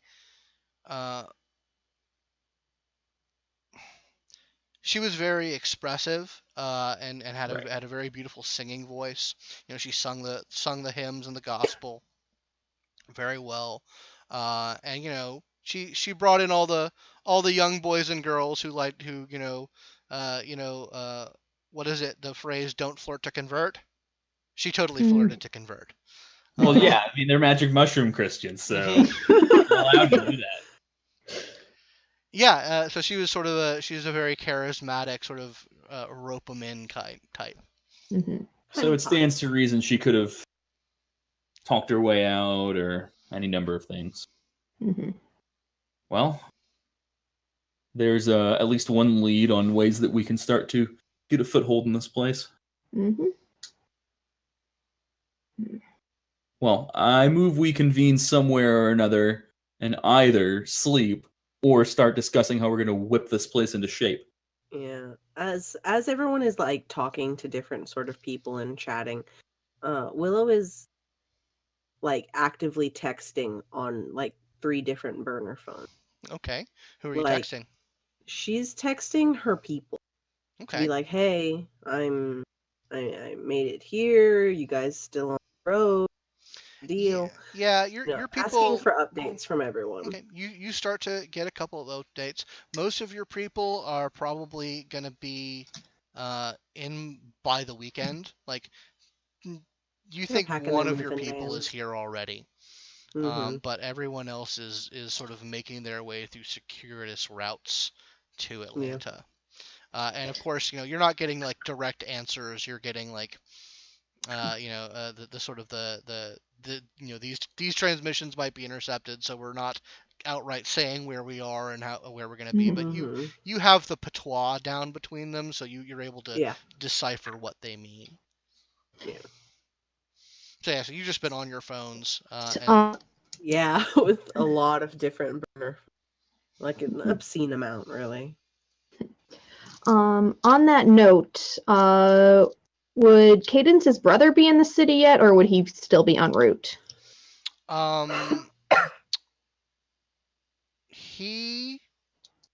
you contacting him? Yeah, she would probably, like, once she had a free second, like, step out into a hallway or something and give him a call or a text, you know, just to let him know she's okay and see if you send him a text and he responds within a few minutes. He says like, yeah, I'm in town.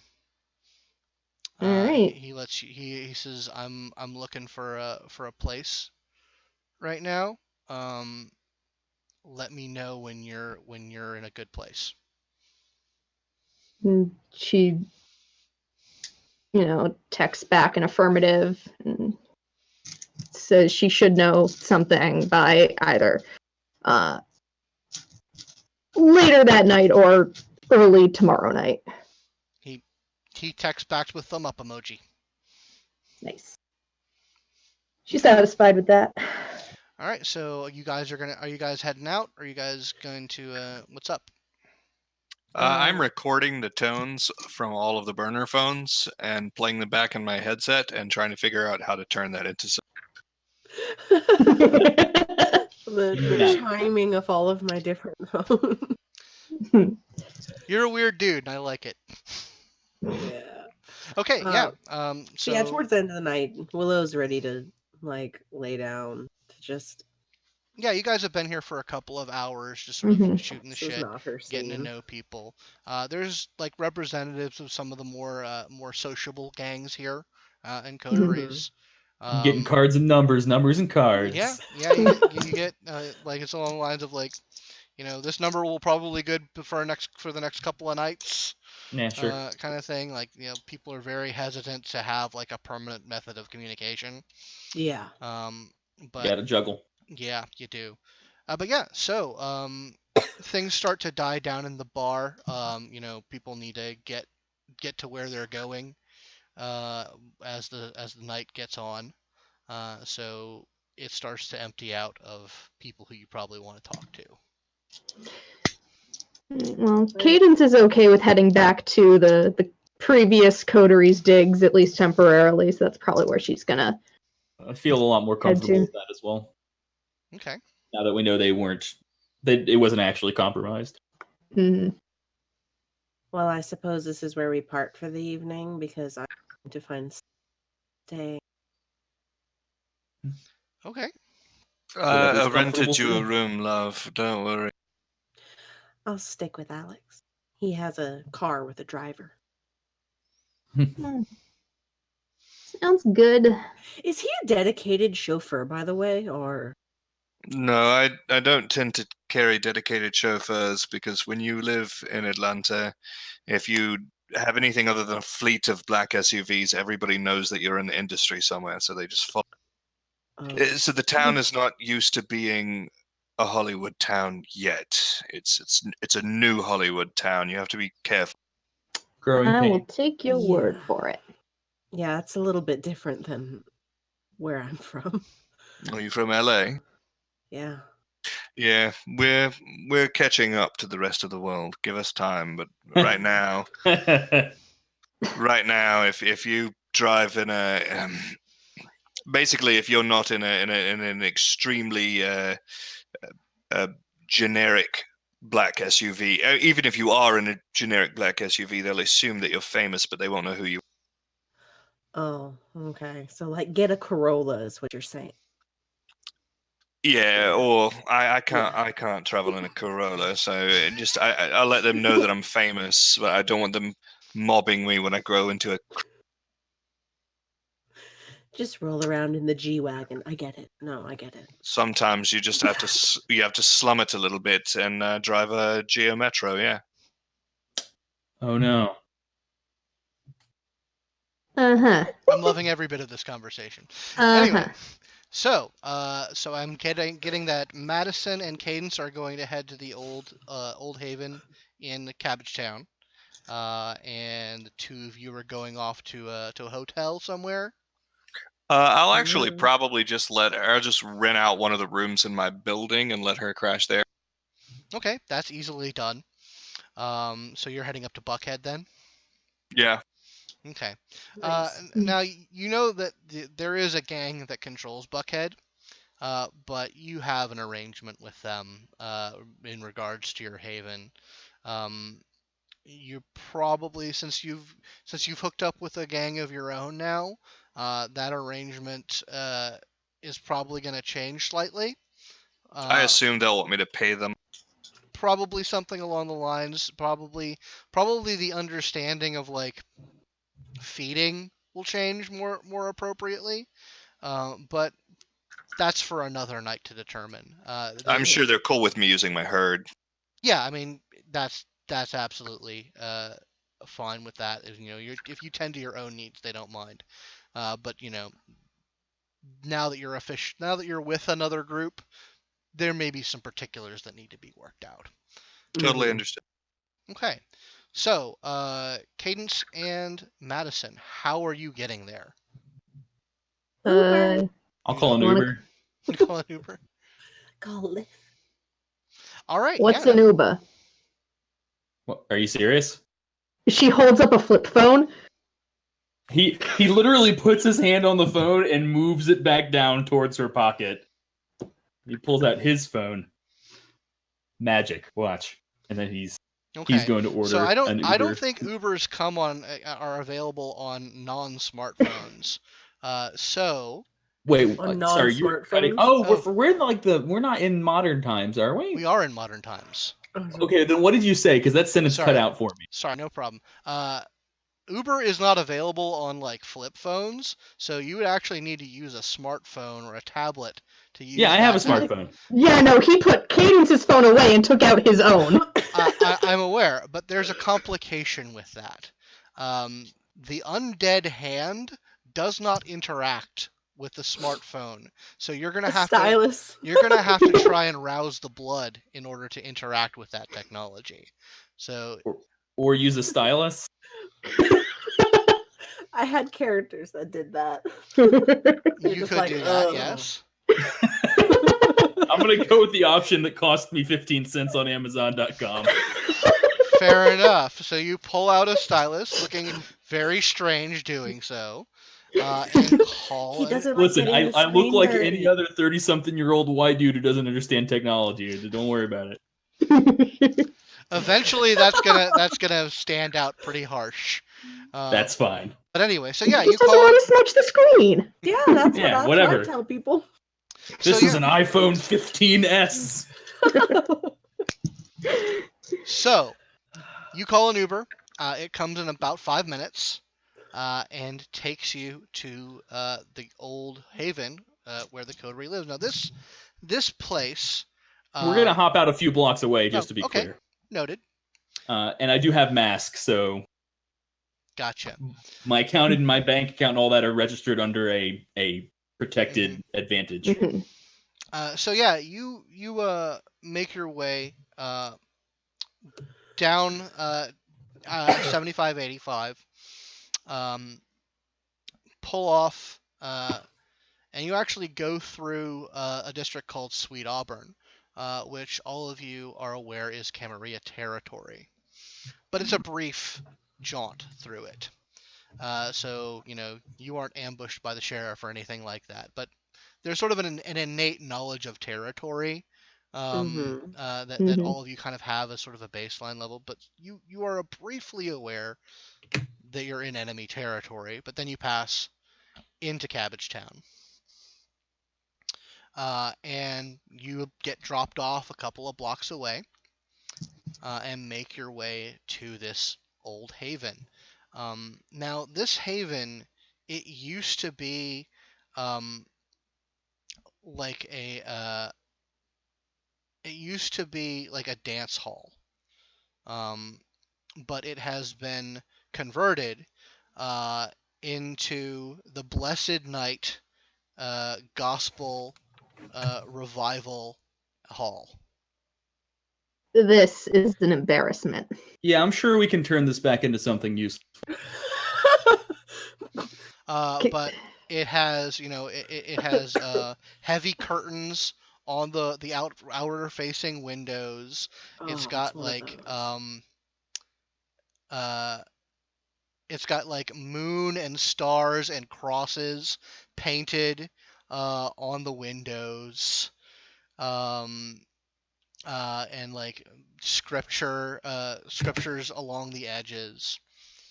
When you come in, there's this big open space with a lot of like bean bags and easels, and there's kind of a little lectern that's at the back of the hall, and a couple of doors that lead off deeper into the area. It is utterly covered in like posters and pamphlets are up on the wall. Like there's corkboard with the schedule of prayer meetings, and it is probably one of the least appetizing places you've ever bedded down for the evening in terms of like style or fashion or anything.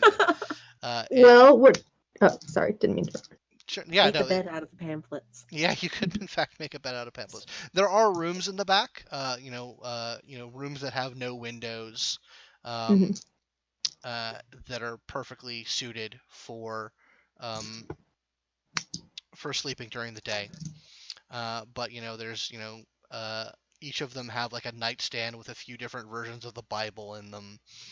And like a prayer, like a prayer, like a place where a little padded kneeling stand with like yeah. a cross on the wall and like pictures of Jesus. So in regards to the pictures of Jesus, Mhm. is this like gruesome Jesus or is this like Buddy Christ? Are we talking Obi-Wan Jesus? Yeah, are we talking about like suffering Jesus or like chill like lamb and fish Jesus? Or like super ripped Korean Jesus? You know, there's different versions in each room. Because I want to really throwing out a wide net. They were.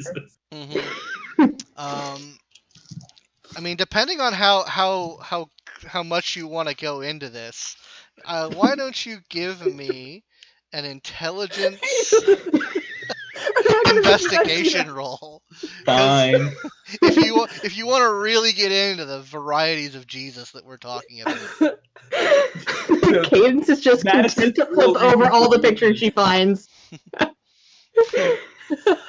Okay, so we're gonna need to redecorate, but I vote we keep the beanbags.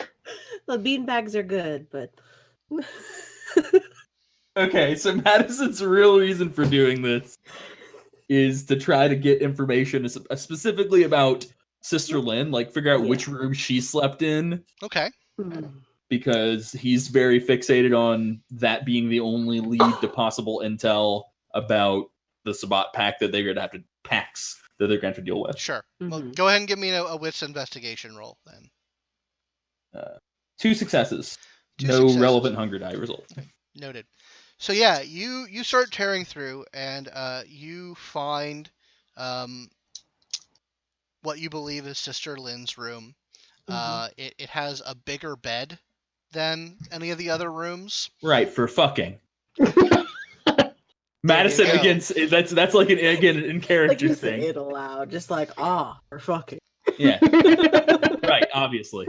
Yeah, and there's like, the standard pictures, like all of her Jesuses are like sexy shirtless Jesus. Of course. Right. Like Jesus with a horse. So that is probably where ripped Korean Jesus is too. Just ripped Korean like Jesus. The diagram principle. But you actually, as you sort of scouring through this room, you find there's a little vanity that is locked. It doesn't have like a padlock or anything. It's nothing you couldn't like force. Do you do so? No, of course not. I'm a Ventrue. What are you talking about? Okay. But Cadence is right there. Yeah, dude, she has no qualms. Oh yeah, you're able to pop the lock very easily. Yeah, no, he probably doesn't even ask. He's like, oh, what we got there? Oh, I was going to. Okay. So when try you these do, keys that we were given, but that's fine. When you do, you're not entirely surprised to find another very prominent picture of Jesus. But in this picture, Jesus is like, he's having a sit down like bro talk with another figure. A black haired, pale skinned figure that has this strange mark on his forehead. Oh shit. Would we know what that mark is? Please roll me intelligence plus occult. This is going to be at difficulty 3. Okay. So, and the 3. Roboting. Uh-oh.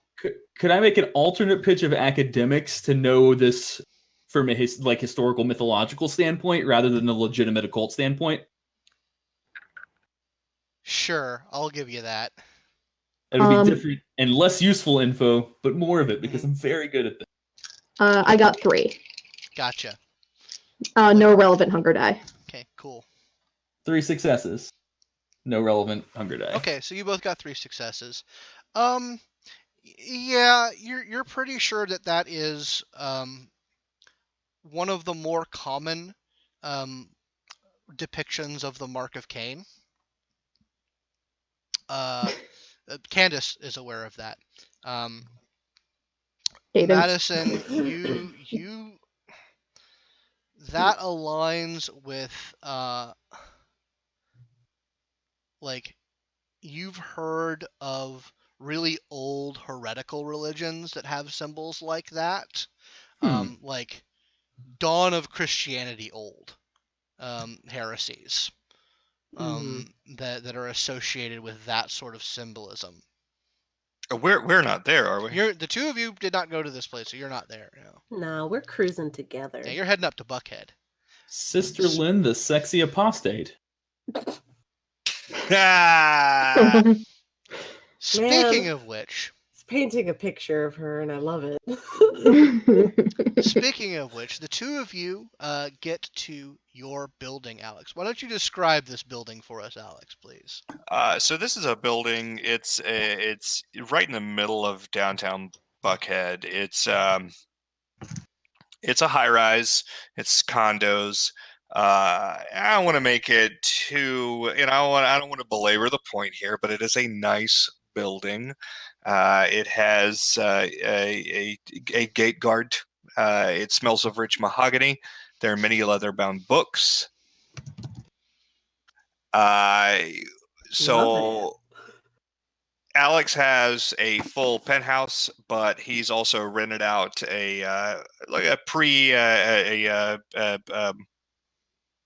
I don't remember, a furnished flat for you. That's pretty nice. Okay. Oh, I definitely appreciate that sort of stuff. Love the lifestyle. She probably tells you as much. I would imagine, since you most recently rented this out, that the place that you got for her is not. It's probably not set up for kindred inhabitants. Meaning that she's gonna have to bed down in like a closet or a bathroom at least for tonight. Been there, done that. I can only account for so many of her needs. It's okay. I have a roll of duct tape. I'll just tape myself into a closet. It'll be fine. I feel like I would have at least had it where it's got the barriers that can be like pushed and they come down over the windows. There are more vampires in this building than just probably.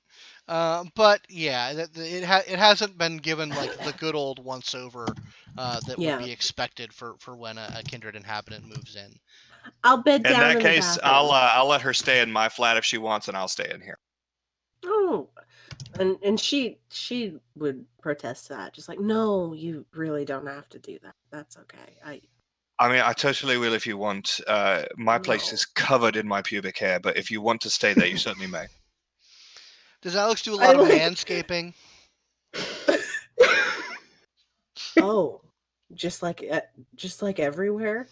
It's literally everywhere. We have a throw rug made out of it from back when I was a mortal. It was a Tibetan friend of mine. It was a gift. It's quite extraordinary. I can't tell if you're being serious. That's one of my gifts. Oh. Getting a very strong Tahani vibe all of a sudden. I won't deny that Tahani was one of the inspirations for this character. I love it. She's just like, oh, because she already is like really bad at, any sort of social cue. And so this is just, she's like, oh, is he making fun of me? I can't tell. Oh, I'll stay in the guest room. I don't want to disturb your pubes. Well, in that case, at the very least, allow me to send one of my men down there to reinforce the bathroom, and we can put some mattresses or something in there for you. That perfect. So perfect. Did you want any of my pubes? I don't okay, want are you sure? All right. Okay, just making sure. I don't know what your particular taste. Is this the Georgian thing? Yes, it's a Georgian British thing. If you come to Georgia by way of England, then yeah. I'm gonna go unpack my bag, and she sort of exits from that situation, just limping away. Darling, you're gonna have quite a bit to unpack for the evening. Good night. Good. All right. Good night. So yeah, you make your way into this fairly clean apartment.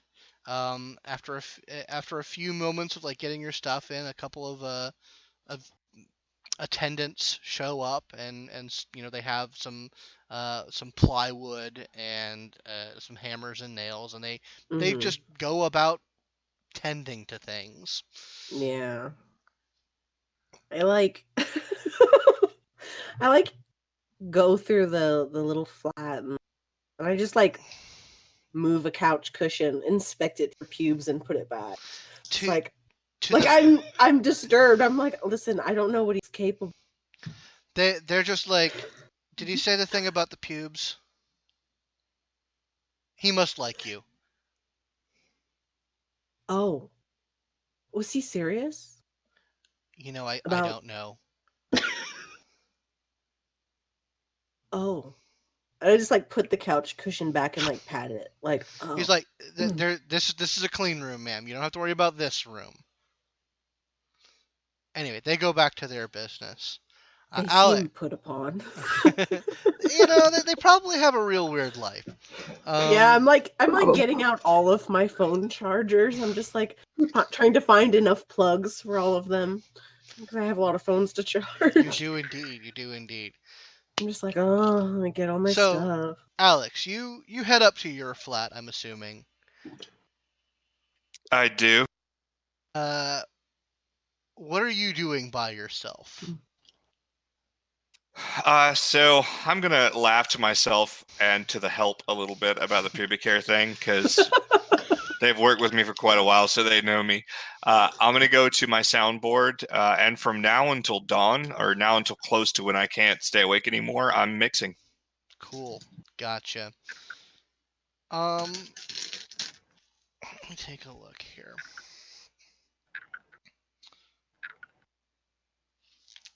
You're getting into it. You with all these new faces, with all these new people that you've met, you're really starting to get a groove going. Like there's a lot of new colors and new sounds that you have on your palette now. And you really start to get a good driving bass line set up, followed by some good harmonics here and there. And probably about a half an hour before dawn comes, you think you've got the beginnings of something very special. And then the vocals start to come in. You haven't laid down any vocal tracks, by the way. Oh, But it's gonna be one of those kind of nights. yeah, it is. And it starts with like this barely audible whisper, and as it sort of begins to sync up more and more and more with the track, you begin to pick out syllables here and there and there. And you can just stop at any time. You can step away from the mixing board and this will stop happening. Okay.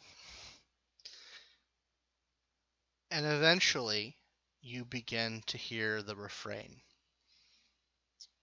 It says, "Be a good boy. Mommy knows what you've done. Be a good boy. Mommy's coming to tuck you in." Oh, I don't love that at all. What a nice song! What a nice song to dance to. Mommy tucks you in. I'm gonna find.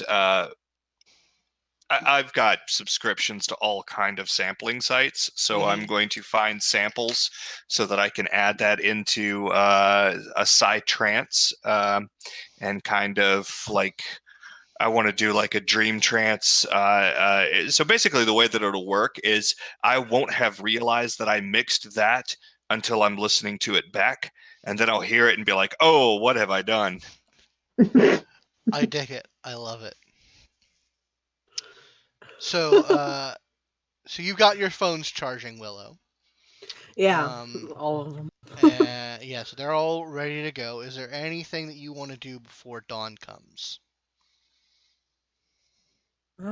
Aside from just, check on my people. That's all.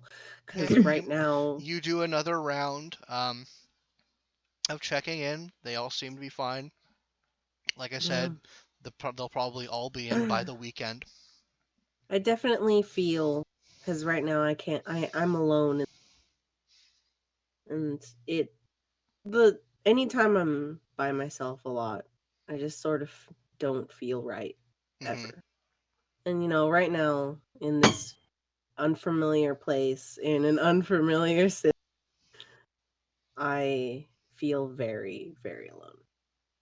Yeah, it is. Probably going to affect me Yeah, I mean, mentally. it is not that great. I mean, your blood sort of compels you to be sociable and be amongst people, and you're very much not right now. Yeah. So that is upsetting. It's unsettling. And Yeah. you, Take us take a sadness shower, okay, yeah. Just like There's a just shower. like sitting there and just like, dissociate a little. Okay, yeah. The water comes down, it washes off, the road dust and the grime and the smoke from the club. Mhm. And as you're starting to feel that tug of lethargy, you rouse yourself out of it because you probably don't want to sleep in the shower with the With the water shower on. on. Yeah, so Yeah, probably not. you're able to make that out. Um, and you you're not. It's hard to know what to feel about all Yeah. of this. You check your Change. phones one last time as the sun. You can't see it because they've barricaded it fairly well, but you feel it. You Yeah. feel the light and the oppressive heat just sort of on the edge of your senses. And there's been a little area in a closet with a mattress and some blankets, and you find your Time way to falling into cuddle up. bed. Yeah. All right, Madison and Candace, you guys are in. Cadence. Cadence. Sorry, you guys are in Jesus camp. Is there anything you guys want to do before the sun rises? Cadence is going to make her bed out of those bean bags, just like pile them into a room, into a big ball of fluff, and There's a room that has a big beanbag in it, like back in the thing. So so I imagine she like circles a couple times and like makes a space. yeah. Like a dog. Yeah. So yeah, she's gonna plop down in one of those. Send another text to her brother, just letting her know the neighborhood where she's at. Oh, if you're looking for some place to stay, make sure it's close to here so I can keep an eye on you. And she's actually kind of excited because this is a new adventure with some new possibilities, and she doesn't want to punch all of these people yet, so hey, things are looking up. Great. Yeah, so I mean, this place is, as best as you can tell, safe. The sun won't get in here.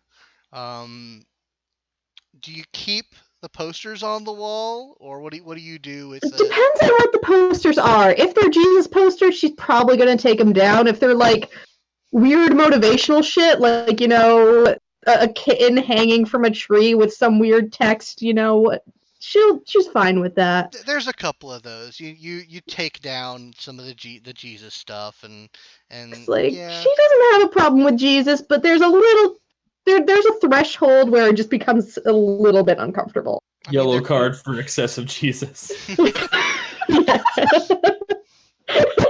Penalty on the field.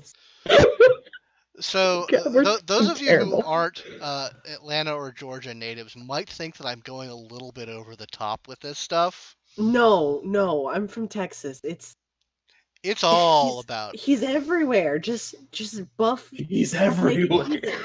I'm just like, hi. So I'm not actually, yeah. Just so No. watchers know, I'm not going over the top here. All right, yeah, you make yourself a nice little beanbag nest. Madison, Are you doing anything specific with this before the sun rises? Yeah, he's actually gonna once there's some peace and quiet, he's Yeah. gonna bust out his phone. He's gonna create a Google Maps project. He's going to correlate the borders of the territory that are given to him on the frame into that workspace, and he's just gonna start building his fucking empire. Okay, Right? He's alright. going Sims 4 on this bitch. Gotcha. Okay.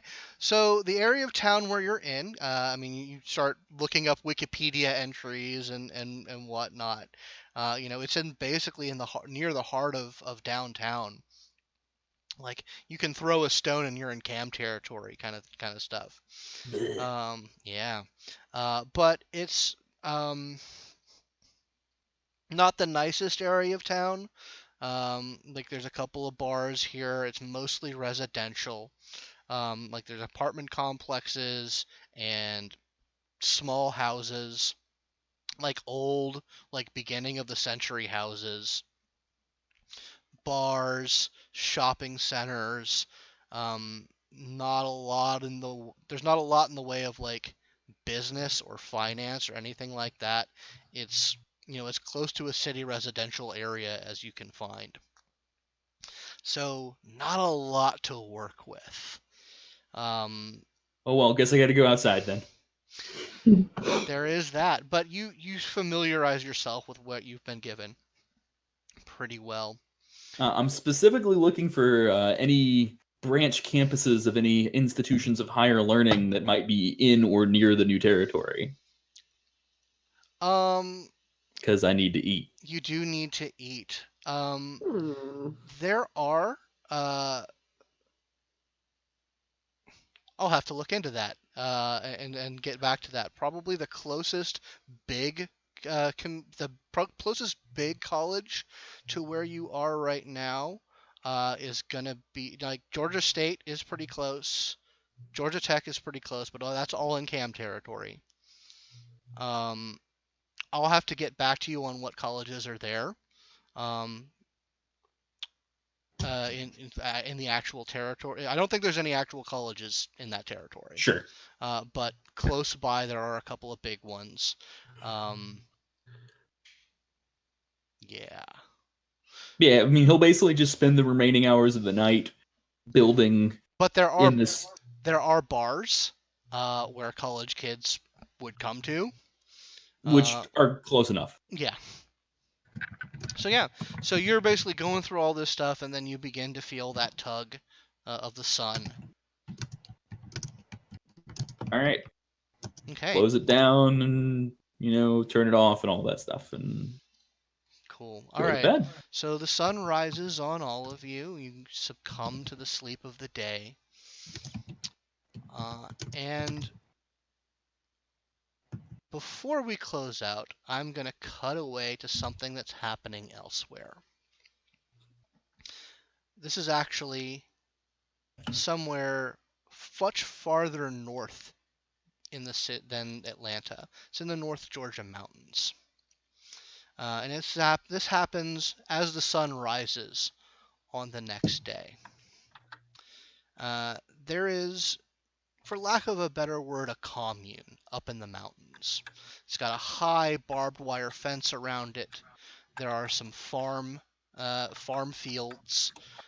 There's a barn and a large compound. As the sun rises,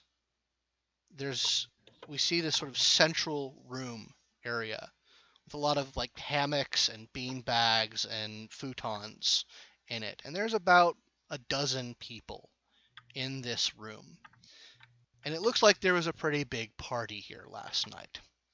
There's some bongs and some mirrors where some lines of cocaine were done, quite a few bottles of alcohol.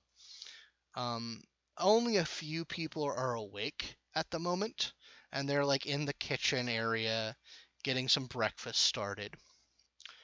When all of a sudden, one of the rooms that is deeper in the compound is the door is busted off its hinges. And 3 people stumble out of it. Their movements are incredibly jerky. It's almost like only their legs are moving, like their torsos are just sort of limp, and they're just jerkily running towards the door. And one of them like smashes through a window, and as they do, their necks, some protrusions start to erupt from their necks, the sort of lumpy chitinous spikes.